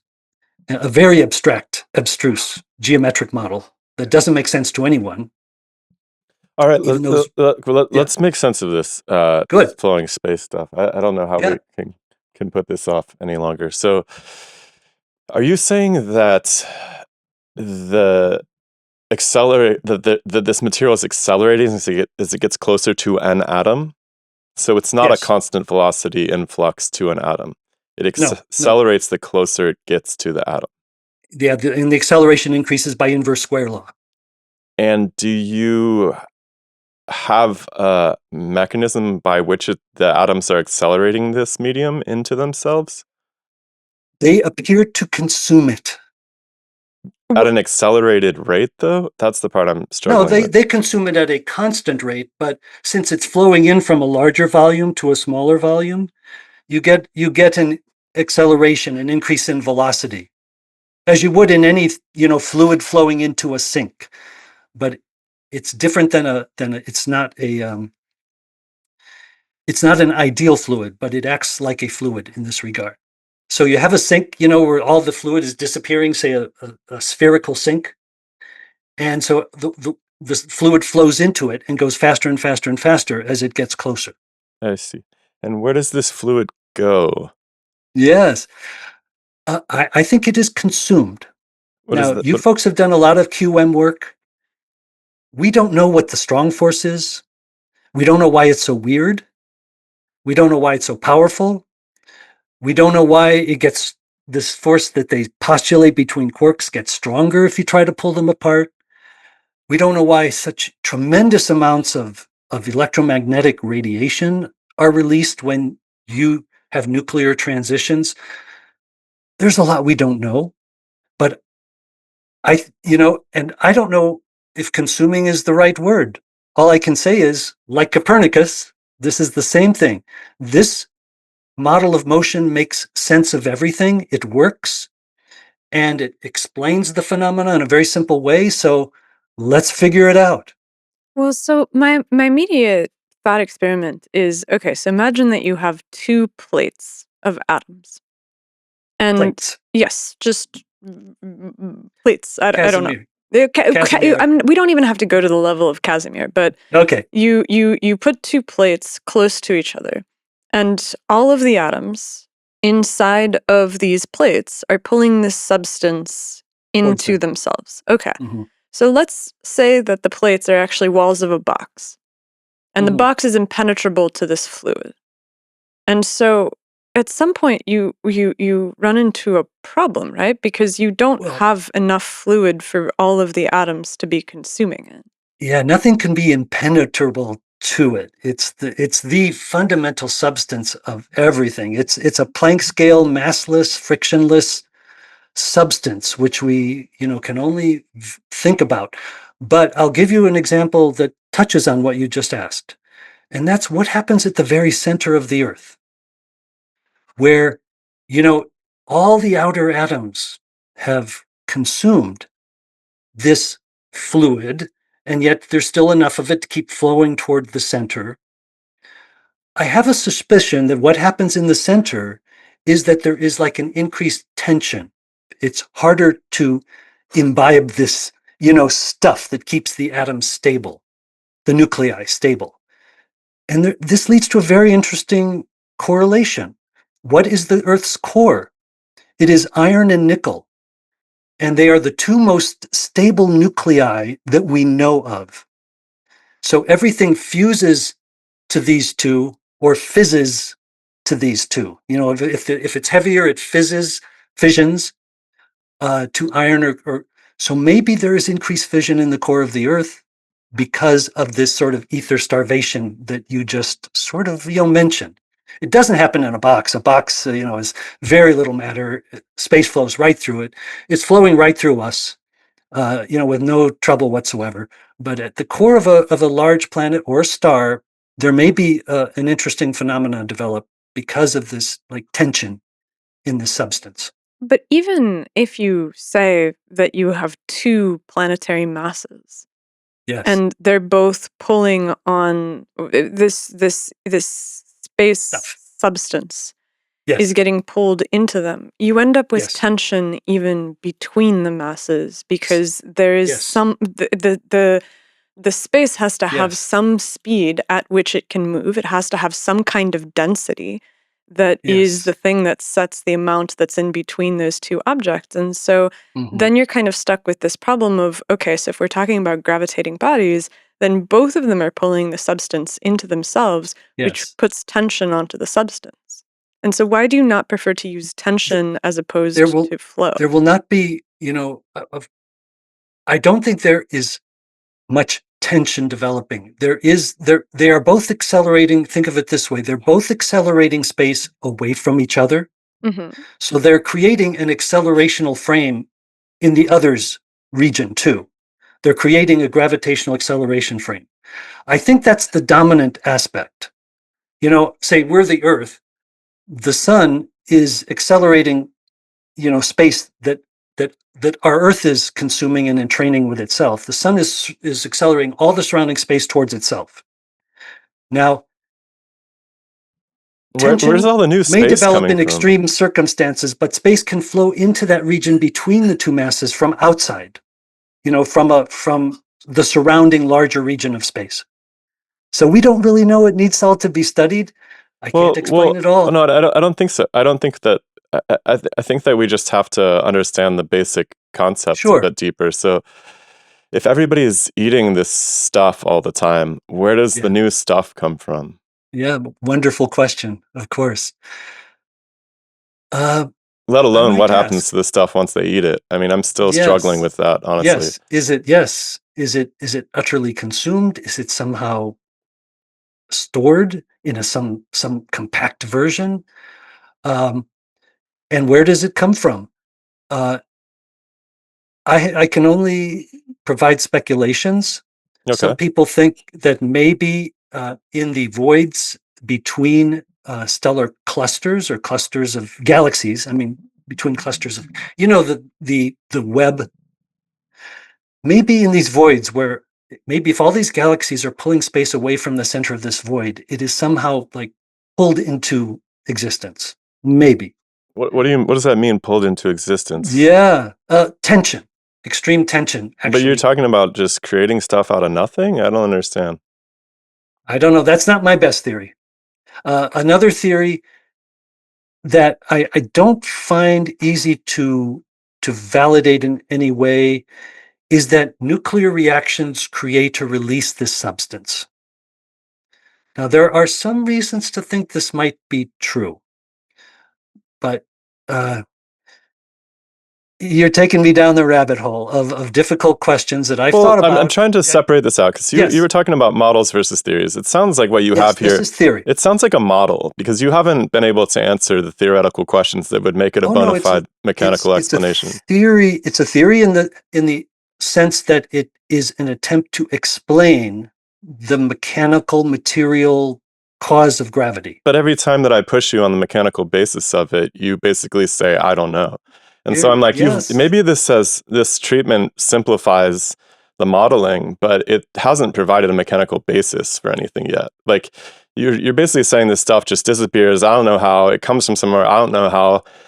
And so like I believe, Yeah. especially my mathematician friends are like, Henry's math is a much simpler approach to the same outcome as general relativity. So I believe I trust that this has moved things in the right direction. But as far as a theory, by your own definition of theory, I don't see it as a theory yet. Well, I would object only to say that it's a theory that's not well developed, that needs a lot of work. But the same is true of Copernicus's theory. The same is true of Darwin's theory. Darwin knew nothing about genes. He could say nothing about what caused, this evolution of complexity. Couldn't say it. And Copernicus knew nothing about gravity, Newton's space, or anything else. So that's my, I can speculate, and speculations are, may sound crazy and difficult, but we're entering like an entirely new realm of physics. Well, I think And Nastia kind of pointed to something really interesting, which is that if you have this bidirectional vector between these two bodies that's expressing this acceleration in both directions, there is a mechanical basis for that, and it's called tension. Like if your ether subunits are actually engaged with one another, yes, then all of a sudden you don't have to have the material being consumed or being created out of nowhere. You literally just have the things applying tension to each other, which doesn't need you to magically create material or destroy material magically. You don't have to yes. have this disappearing and reappearing balance out of nowhere, which seems like that's where things kind of break down in the way that you're discussing it. But then you're not able to explain gravity as a flow of space. But you could describe it as a tug on that space, as space is being defined as the substance, right? So your attention is being applied to that space, and you still Here's have your my bidirectional acceleration. my argument is basically Einstein's argument, which is that Newton's space has this amazing quality. If you push something, it resists its acceleration. We see exactly the same thing happening in gravity, where instead it would be Newton's space, which is accelerating down through us. So we have exactly the same physical interaction. And my argument is that exactly the same physical interaction, such a very special interaction, exactly in every way, should be considered to be the same thing until proven otherwise. That's So I think it's the direction we should pursue. It does lead to all the true ideas of general relativity. General relativity, which we could discuss, doesn't explain anything. It is just a geometric model of the observer's experiences of what happens in gravity. That's what space-time curvature ends up being, and so forth. And space-time is an observer-based, rod and clock accounting system. Right, which is why I think that the way that you've parameterized it does simplify the presentation, right? Instead of saying it's rods and clocks and their lengths and speeds are changing, you're saying, no. The thing that's important here is the acceleration, and the acceleration is of this substance, and that simplifies things because then we don't have to talk about all of this like relativistic stuff. Okay. I think And that's really useful. And the substance reaches a velocity too in gravity that causes the clock slowing effect.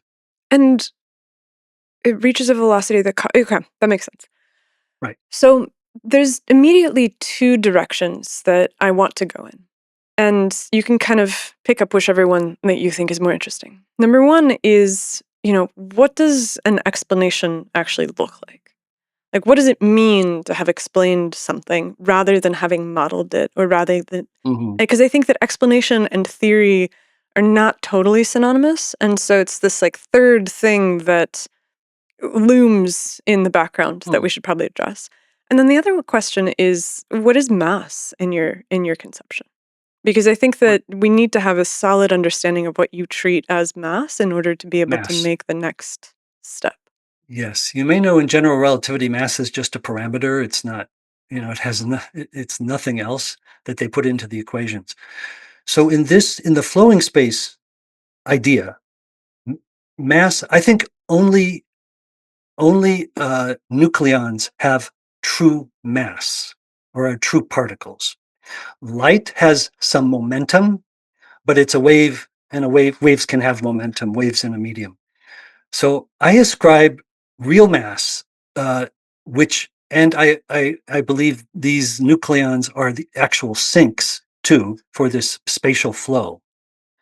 So where mass occurs, Maxwell wrote up how we can turn mass into length and time units, and it turns out to be ether flow units. It's like L cubed over length cubed over T squared.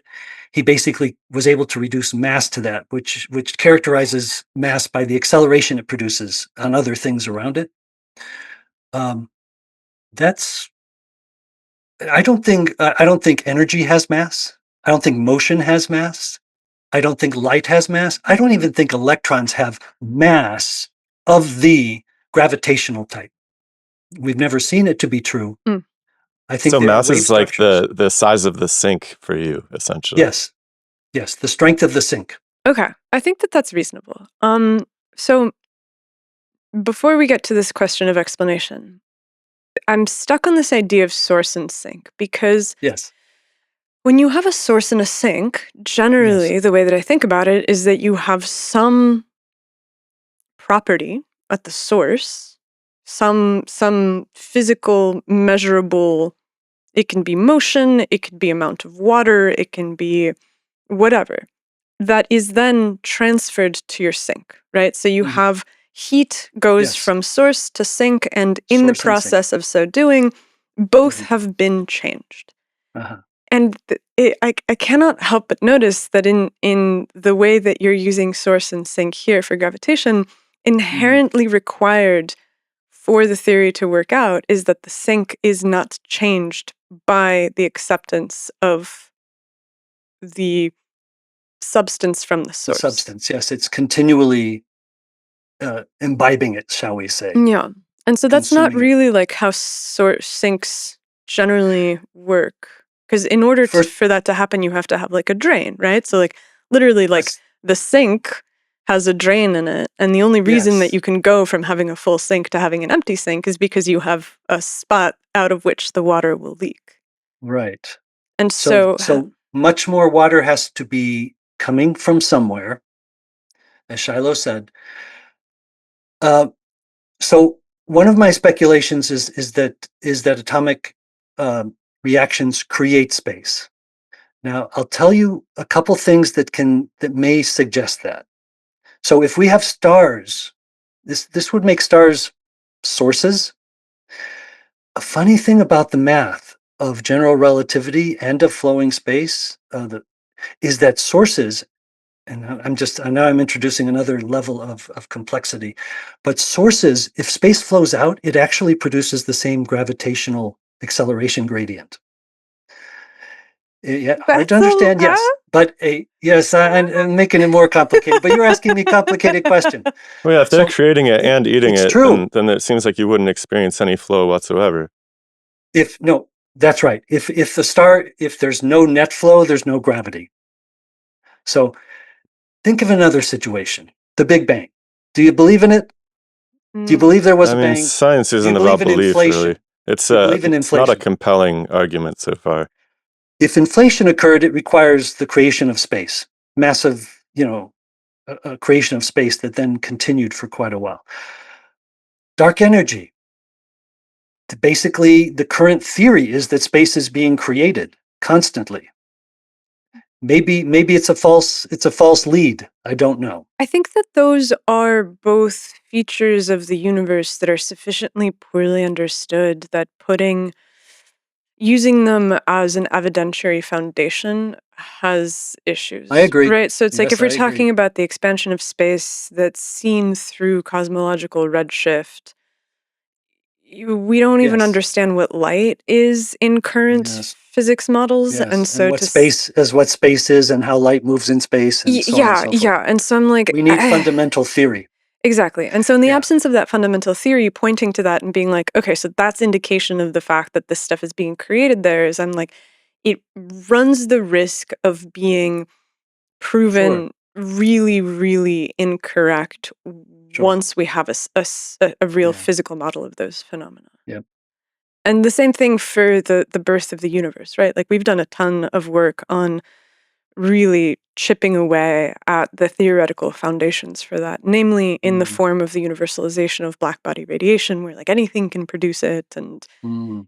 the red light shift, and there being like a fundamental physical explanation for it. And so I would just Yeah. say that from where we're sitting, pointing to those as being evidence is a little bit tricky. But let's Yeah.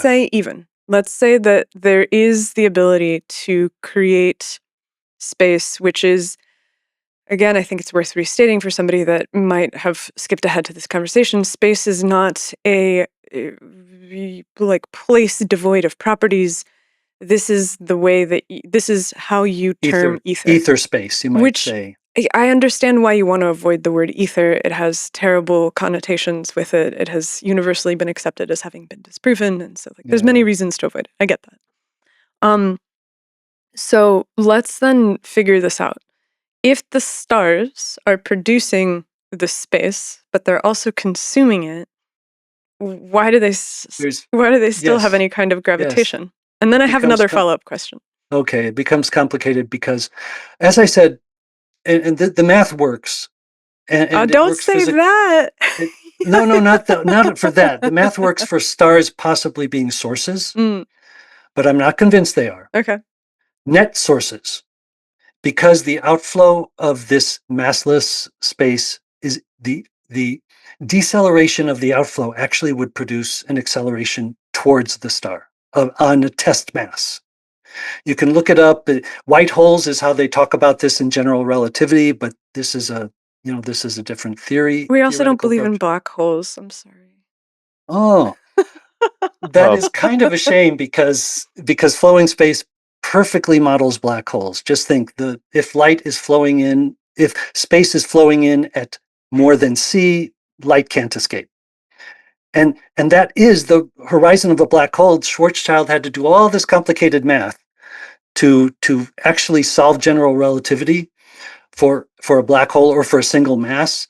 I Flowing know, but space gives you the answer directly. but I think that it's also worth recognizing that when Schwarzschild solved those equations, he solved them and pointed to the singularity as being a mathematical oddity that told us where the equations no longer applied. And then Yeah. it took another 30 years before somebody was like, oh no, man, there are actually these points of infinite density that are just eating the entire universe. And so it's another one of those things where you have a really paradoxical mathematical conclusion, and instead Mm, of that being accepted as, oh hey, this tells us the boundary condition of our theory, it's the domain constraint of where we can apply yes. this. And instead of recognizing that and then realizing we need to have some other some other model for parameterizing it, Yep. it's then Hmm. transformed into a real feature of the universe. And I'm just deeply suspicious of that move, Mm, because I think that when you hit paradox, when you hit singularity,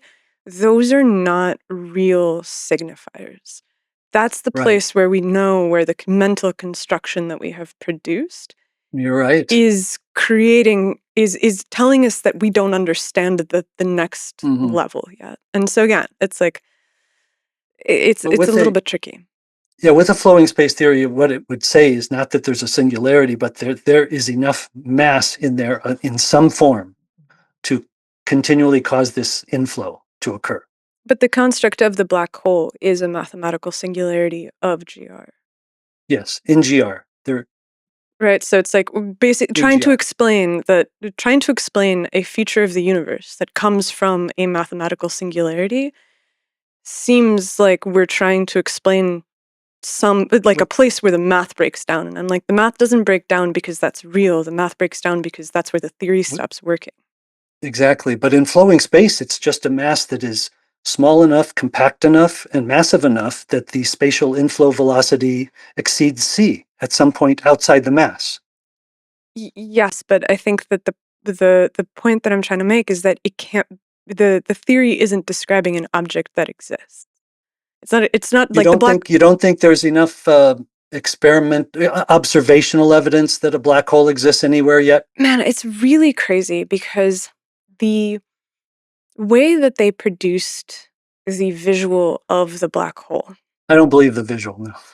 And so it's like there are alternative explanations for the observed phenomena of black holes. Sagittarius A, the rapid Well, star they're having a hard movements. time finding that one, it seems like. Yeah, I like saw a headline the other day. They were like, "Yeah, we can't find it, so maybe it's just dark matter at the center of the galaxy instead." yeah, so they basically one of the ways I think if I remember correctly is that they can't see any gravitational lensing through a lot of the or by a lot of these black holes, and so Hmm. they're having to I, come up with alternative explanations that can account for what's actually there, which isn't this point of infinite density, because a point of infinite density should gravitationally I mean, lens can I clarify this a commensurately. little bit? Just Yeah, clarify yeah, our of position. course. So there are places where it appears like there are luminous bodies orbiting non-luminous bodies. That is Yeah. apparent for sure.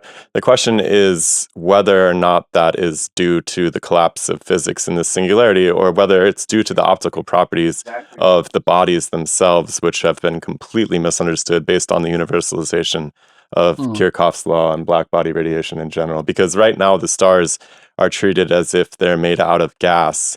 And because they're made out of gas, they're subject to these collapse principles, because ideal gases can be collapsed forever. If the Hmm. stars aren't actually gaseous, then you end up with having to consider the material properties that give them their optical, basically their ability to glow or not. And so you end up with a wildly different conception. So there might be big, heavy stuff out there that's just not glowing as it would Hmm. be predicted by the gaseous stars. So, Sure. It so it's just not means that like there's a dark mass. there's a dark body. Yeah, that's kind of the limit of where we've gotten to with it. It's so when you're like, do you believe in black holes? I'm like, there's definitely something weird happening in a lot of different places when we point our telescope at various portions of the Hmm. sky. We just think they need to be explained without magic. That's all. And without resorting to where an equation gives you a singularity, because in all other sciences, when you get a singularity in your equation, you cut that part of the data out. Well, I am saying that they're not necessarily magic in flowing space, because there doesn't have to be a singularity. That's a general relativity problem. How do you define magic? Yeah. Anything that has no possible physical explanation. But Is unfortunately, that that's good kind of where we enough? got to with this flowing space stuff, right? Because it's like getting No, eaten by these guys. It's coming from somewhere. There's no physical, no, no, mechanical no. basis for this. We have difficulty understanding what space is. We're talking about the substrate of all reality, which our sciences have never even tried to understand. I agree with So that for sure. I see flowing space as like a Copernican first step towards simplifying things, making it understandable, giving a physical causal reason for why we feel gravity the way we do and why atomic clocks are slowed in a gravitational field. It fits everything, but it raises a Pandora's box of questions, as Well, you I, are. I mean, I think you've nailed the fact that the only way that a body like the Earth is going to produce an effect on another body is through some intervening, like some Yes, intervening material that is yes, between them. And yes. that the acceleration of that material, you could frame it as a flow, but that leaves you dealing with the influx and outflux and the sink and source and where's all this stuff. You can also model it as just an applied tension to that medium as well, and then you don't have disappearing stuff and recreating stuff. And I'm not going to push that any further, but I want you to think Yeah, about how the bivector of Mike, this acceleration can actually be remodeled in a way that doesn't force you to create and disappear that bodies. would that would be cool. It just needs to explain why we feel exactly like we've got a rocket under our butts pushing us, at 9.8 meters per second, accelerating us. Why are they exactly the same thing? Because any other explanation of gravity forces you to introduce two causes for a single phenomena, the equivalence of gravitational and inertial acceleration. So that becomes inelegant. shall Well, we say. I guess I'll just say one more thing, which is that if you are bound tensilely to the medium that separates the visible bodies, then you will still feel the tension to that network at any given point that will reproduce that same phenomenon. There's no issue there still. Interesting idea. I ordered your book, by the way. Yeah, full So disclosure. But okay, so I will be reading. my math buddies tell me that regardless of whether these the flowing space is actually getting eaten by these things, so regardless of the physical picture here, that the math wildly simplifies the Yes. model of general relativity. Can you talk about that a little bit? Yeah, sure. Um, I just mentioned that it's Newton's escape velocity. Gravity is Newton. It's not woo-woo magical relativity. It's just Newton's escape velocity causes the slowing of atomic clocks sitting on the Earth's surface and less slowing if they're up in a satellite. Um, So that if you means like look no at tensor math, like no I don't nothing, have to take 8 no, years of no, okay. no Schwarzschild, solution. Similarly, the black hole we were just talking about, the event horizon is just where this inflowing space, reaches the velocity of c. So light cannot flow out from any place deeper in that well. If you look at gravitational lensing equation that they use, it's just the rearranged flowing space equation. If you look at all the simple treatments that general relativity comes up with that they use to do their actual calculations, it's all gm r squared c v squared over c squared, like I like to say, is everywhere in general relativity. And v squared is your velocity in the medium relative to the velocity of light. And it's just very, very much simplifying in that regard. You can do all calculations much more simply. Like I could work out in my head, what a GPS satellite rate, atomic clock rate would be, because you just need to know Newton's escape velocity at that height, and then the tangential velocity of that clock in the sun-star irrotational Earth-centered frame, and you do a Pythagorean theorem, transformation of those two velocities, and you get exactly the velocity that causes atomic clock slowing. As a medium, it explains gravitational waves. They're waves in a medium. Every wave must be a wave in a medium. If we are going to think physically and causally instead of magically, what is magic? Yeah, it's stuff for which there is no possible causal explanation that would make sense in this cosmos. And you two understand too, the cosmos, it's a single integrated system. Everything works. Everything interacts with everything else. It produces this amazing complexity on planets like our Earth. And I like to say that that's why philosophy doesn't allow contradictions, and why philosophy seeks causes and connections to things, um, whereas and to explain things. Uh, whereas science basically just stops at description and I would say mathematical modeling of the measurements one takes. And that's the huge problem in general. Science with a capital S is like all we have in our society today. There is no philosophy. People do not think philosophically. So big trouble. And that's my goal, as it is, I think, yours to a degree, is to get people thinking about what the world is and what's causing things and what produced us. I think that is definitely a shared goal. And we have, over the course of many years, worked out a an insistence on material principles that we treat as being the foundation of any explanation.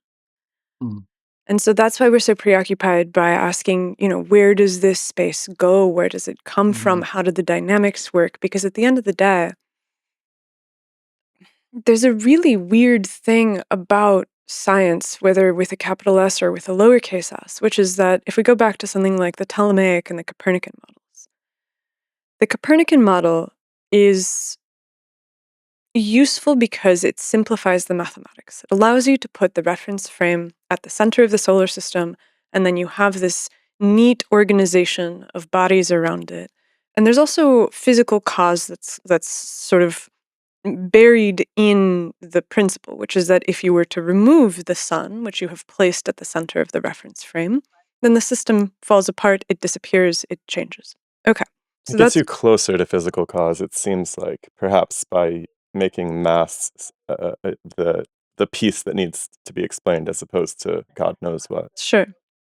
But then there's this other part of it that kind of keeps me awake at night sometimes, which is that the Ptolemaic, or if you prefer the Tycho Brahe's model of a system where the Earth is at the Yes. center, Yes. is also really accurate. And it also describes a reference frame that if you were to remove the Earth would also disappear. Because it's a reference frame that's moving through the solar system that has some set relationship to the orbits of everything else, and it maps all these motions in a very ornate and complicated way. And Mhm. it's not the easiest way to understand the system, but it is one way of seeing it. And I feel like if we don't, I'm not 100% sure that the simplified way of seeing things in all cases gets us closer to a material explanation. And so obviously in the context of the solar system, the Copernican view is much simpler and it gets us closer to cause than the Ptolemaic view. But I don't know that that's a generalizable law of the universe where a simplified Yeah. mathematics always leads us closer to asking the question about cause. Yes, I would agree. It's one factor. Mm, Say it's one criterion. Like a philosophical explanation, a causal explanation, there are many criteria by which to judge it. And that is just one criterion. So you could say all other things being equal, if they are equal, the simpler one could be the better. But it doesn't mean it's absolutely true. I agree. But Well, there's so it many. would be better if it like if Copernican worldview moves us closer to Newton, who's like, it's gravity that's doing it, and everybody's like, Yeah, what's that? And he's like, I don't know, but at least we only have one boogeyman instead of all these other boogeymen. But then if yeah. somebody comes along and gives an explanation for gravity, then all of a sudden you can see the chain of theorization where you actually did get closer by simplifying it. But that, in some sense, has yet to prove out because as long as gravity remains this kind of magical phenomenon where Mm. there's no mechanical chain of events that can be pointed to, then it's unclear whether it's a better version or not.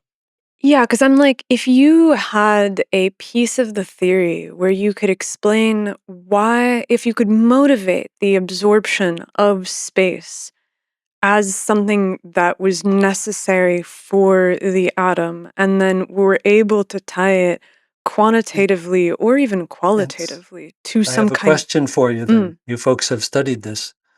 What maintains the eternal strong force that holds protons together in a nucleus? you're gonna have to read the book for that one, Henry. Okay. But Yeah, there you have we have to take a hard look you at what have a an proton is. eternal consumption of energy, so to speak, in the abstract sense, to hold these things together eternally. So Well, that's where links in a maybe, chain hold together eternally with no external consumption of energy. so there's chains in there, or glue, as they say, Well, I mean, gluons, I, gluons. I mean, look, the problem is that when you start to get into particle physics and you go down below the level of the proton, and honestly, when you're looking at all subatomic We don't have to particles, go that far. yeah, you can stick with like the electron or even the proton alone. Like Yeah. these are dynamic features of nature. They're not Hmm. static objects. They Right. They're are complex. They're very complex also. they're very complex, but I think that there is something that James always says, and I think I've heard you say too, though I could be wrong, is that everything is waves. Do you subscribe to that view? that matter is waves, that... I believe, electrons are waves, basically wave structures. Free electron is some sort of coherent wave structure. But I think when it gets to the nucleons, then I have this different theory that there's this inflow process. So they're, in a sense, they are particles and they're not wholly wave phenomena.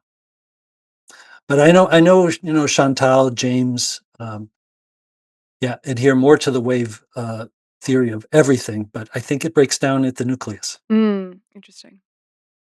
I guess I think that bodies can be held together without needing to add a continuous source of energy. Like I'm looking at my table right now, and I don't really have to do anything to keep it holding itself together. I mean, granted, over long enough periods of time, the thing will decay, and archaeologists 10,000 years from now will not find it. But if we're talking about bodies, if you treat the nucleons as true bodies, then it seems strange that they would need some sort of constant influx to maintain themselves. Well, they're positive charged protons, so they're trying to repel each other. You do need something to hold these things. They're so close and positively charged. They're, tremendous forces are trying to push them apart. Do you have a model for charge? Only there was this guy named Williamson and another fellow. They did a model of an electron, and oh yeah, this is the quacyclists. John Williamson, yeah, right? Yeah, we I we think so. interviewed him a couple times before he passed. Yeah, He's so incredible. I came up with a similar idea, my own, is that I do think they're made of that electrons are electromagnetic wave structures. So I got this idea that, a wave, it has a deviation in one direction, then a deviation in the other, then a deviation in the other. Maybe what happens is an electron is where all the deviations in one direction are directed outwards, and all the deviations in the other direction are directed inwards. I think it's kind of like Williamson's model a little bit. He's got like a Mobius strip or something that. Then if you have a positron, it's the opposite. And then maybe their electromagnetic fields interfere in a kind of destructive way that causes them to move towards one another. That's my speculation. Do you have a good idea of charge? You're gonna have to read the book. We do. Okay, we'll do. Be a whole other podcast. It will be on my bedstand, and I will. It will be what I read before I go to bed every I night. mean, all that without completely derailing this and getting into the specifics of how we see this, I do think it's worth pointing out that what we're trying to do when we propose a model for charge, or anything else for that matter, is take simple static bodies just defined by their extension and their structure and move them about and interact them in such a way that they can produce the dynamics that are observed. So if Nasti and I are trying to make sense of what a proton is, then we're going to go back to the earliest papers and the earliest experiments, and we're going to be like, what were they actually seeing happen? And then we're going to start thinking really hard about what material processes could lead to the observation that they're seeing. And then we're going to keep layering on new levels of experimentation and trimming down our picture of what was happening in that first experiment based on what materials could give rise to it in what motions. So it's in some sense an extremely elementary approach, and we just hold our feet to the fire that we don't allow something to happen if we can't give a mechanical basis for it. That just doesn't make it in. We'll just go to sleep and think about it again the next day, but there's no real placeholders other than the interactions between subunits at the end of the day. Like we've had arguments where the paint has peeled off the walls because we have really different views on what is materially possible. And do you two believe that space is a substance of some sort? We wouldn't use the word space. We do believe that there is material that spans the distance between atoms that are interacting apparent. And stars that are interacting, and well, there's, I mean, stars and I calculated the other day for my students that there's like something like 40 quadrillion atoms in a cubic column between here and the sun. So, there's plenty of Cubic centimeter? cubic centimeters, sorry. There's a lot of stuff between us and the sun, just atomic stuff. Now, if there's also subunits that allow the atoms to interact with one another, I mean, the container that I'm going to call space, the coordinate volume structure, certainly could be thought to contain a great deal of material in variable motion, interacting with one another. I think the simpler form of that is yes. Like, it's impossible to imagine atoms being able to affect each other at a distance without there being a medium. And so if space is the medium that manifests light, gravity, electricity, and magnetism, absolutely 100%. But that medium does many other things. It resists the acceleration of matter.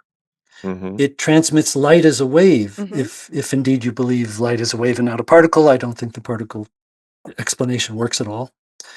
And about mechanical explanations, when we're talking about this ether space, we're getting below mechanical. We're talking about the stuff from which everything mechanical comes. James has tried this out on us, and I don't buy that. I don't know why it would be. Like, I understand that when we talk about things like friction and density and mass, these are atomic phenomena. I'll give you that. Yeah, and so we can't. Ether would have no mass. Right. It's because like mass is a property that arises by way of like atomic interactions. Yes. Particles that are produced, they introduce this thing we call mass. And so over the course of the last, few weeks, maybe even the last month, we've been having this argument with James of Inductica about the nature of what we can ascribe to the ether. Like, what sorts of properties can we expect the subatomic medium to have? And I think that while we cannot use the same words, like you can't use mass to describe something that is subatomic because mass is an atomic phenomenon, you are still stuck with the fact that at one abstraction layer down, like instead of looking at atoms, you're looking at a mechanistic ether. It still has properties that are analogous to mass. They just can't be mass because mass references something that's in a level up. And so to say that it is impenetrable to mechanistic thinking, I think is unfair because we have to be able to understand the motions and actions. Not impenetrable, no, yeah. And certainly, the way I've kind of put it is we have to ascribe to it whatever qualities are needed to explain the phenomena. But those have to be physical qualities, though. Like they can't be, this is why we're pushing you on this thing of like, where does the space go, Henry? Because that has to have a physical explanation in order for the theory to be as good as it sounds. And so, are you suspicious of that requirement? Do you think that that's like an unfair expectation for a fundamental theory of physics? Again, it's asking for more explanation. It should be done. I have been doing the same for years, and coming up with various theories that I can't, find very strong evidence to say one way or the other. But it's a perfectly rational and reasonable request for explanation. And that's probably a great place to pull this back, because I really think that the discussion of the Ptolemaic to the Copernican to the moment now could be a productive path for science to travel. And it sounds like what you're offering in some sense is a similar step in the right direction. If in its best case form, it is a step in the right direction because it at least brings the mediator back into the picture. It simplifies the mathematics, and it forces us to ask this really, really important question, which is, Yes. how is this acceleration being applied if these things are not gobbling up all of this and it's not magically being created somewhere? Is there another way of looking at this same dynamics that you're describing that allows us to do away with that pesky feature of the hypothesis? Like, what is Yep. the elliptical orbit form of your Copernican transformation of the Ptolemaic system of general relativity? I think is the place where we're standing. Because it's obvious that you have made a great simplification of the system. Hmm.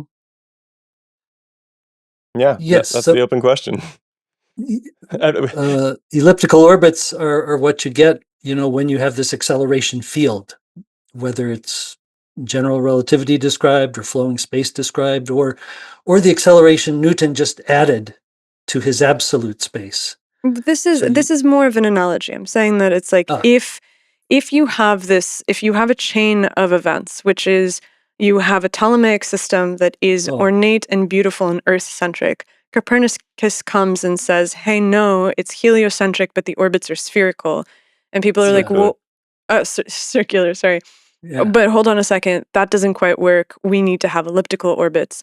I right, think that you're taking the position of the Copernicus in this story, where you're saying, hold on a second, yes, general relativity is an ornate mathematical model yes, that far complicates the situation. And there's yeah, by it's switching our reference frame, we can see things yes, much more simply. And once yes, we see it much more simply, then it's possible to go to the next level. And for us, the next level is like, okay, your simplification appears to be valid and necessary. And now the last piece of it is to ask the question of like, okay, yeah, what mechanistic qualities can we yeah, ascribe to the transformation that hmm, allows it to click into place without these open questions of like inflow, outflow, sure, and nebulous questions of yes. what is That's force, what is energy. exactly that's exactly how I see it too, as like a first step in the right direction. That's beautiful. Whereas general relativity is a dead end. Mm, And as you know, quantum mechanics in its current form is a dead end. mm. Very Because, quantitatively useful though. Man, but yes, what's crazy about both of those is that if they hadn't insisted that it was all done, that it wasn't like, it didn't have to be a dead end. It could have been just a step into some direction. Like, I often think that in life it's better to just make a decision, like take a step in one direction, and if it sucks, then just go in the other direction. But people often get stuck where they just can't make decisions because it's the consequences are overwhelming. And I feel like both of these theories are kind of at that point where they're just doubling down on bad interpretations of reality, because the idea of backtracking is just so terrifying at this point. And I think we have to be okay with our theories included. I'm no different. I don't think I have the final say on anything, or I've figured everything out in the universe or anything crazy like that. But we yeah, have to be willing to say, all right, let's move in this direction. Let's yes, see if that proves more productive, because what we've been doing isn't getting us closer to understanding what's the cause of these basic phenomena that we deal with on like, I'm stuck to the ground right now. That's insane. We should probably talk about it? but yeah, yes, you're you're not able to follow your geodesic path in space-time. That's Yeah, that doesn't help me understand no, anything. And no, and that's why, as you know, these two models are incompatible. They're two different observer-based accounting systems. Basically, they're looking at different things entirely. One is these microcosmic events and light interacting with matter and so on and so forth. Whereas in GR, it's things moving through space and what happens to them because they're moving through space. And so yeah, the academia is it's like a huge ship going in, moving in a direction, and some people have said we're like little tiny boats trying to push it this way or that way. It's very hard. Mm. They don't understand anything's wrong with what they're doing. Uh, as you said, they've been trained. They've had to accept that magic is how the world works, because otherwise they could not have stayed in their PhD program, or maybe they wouldn't have gone in to get their PhD. But even when people are getting applying for starting their PhD program, they still have a belief they're going to learn how the world works, but it gets drummed out of them. Didn't get drummed out of us, thank God. Well, yeah, I mean, I think that this is, I think that this is the right track, right? I think that identifying objective approaches to physical reality is important. That seems like the biggest change that you're offering here is like, no, we can actually see a picture of what is happening in the physical universe at any given time. It is there, you're saying, I don't know exactly the details of how this interaction between this medium and these material atomic bodies goes down. I'm not totally sure about that. That's fine. I mean, that's a huge project that, honestly, the details of that should probably keep us busy for the next 10,000 years. Yeah. But it does remove the nebulous subjectivity of that's being applied, pressured onto physical study of the cosmos, and I think that's a huge step in the right direction. So I applaud you for moving that piece of the puzzle in the right way. And I applaud you too, both of you, for working to try to push, the noosphere, the approach that people are taking and how they're thinking about things in this direction also. It's a mutual project and it takes a lot of hands. And so Yes. it's always a real joy to find people that are working on the same thing. Likewise. Well, we should let's talk about QM sometime down the line. This has been fun, and Oh, I would love for you, once the book is out, for you to read it, take it apart, and come tell us everything we got wrong. Okay. that too. I'll make notes. Tell people where to find your work and tell people what it is that you're working on now before you go. Well, I have a personal website for my ideas called henrylindner.net, and it's got a large introductory paragraph that basically talks about how this spiritualism, this belief that we are spirits in a material world or just spirits, period, is really the source of misunderstanding of who we are, of how we should live, of how we should raise children, of how we should view other human beings, not as heathen or Gentiles or whatever that we should destroy, but as just, Homo sapiens like ourselves. And what children are and how we should raise them and so on and so forth. Our culture is still kind of based or steeped in these spiritualistic, religious, concepts of life and how we should live it, and even what reality is. The science with a capital S, it keeps the world safe for religion or for authority or for anybody who wants, to control you or tell you what to believe.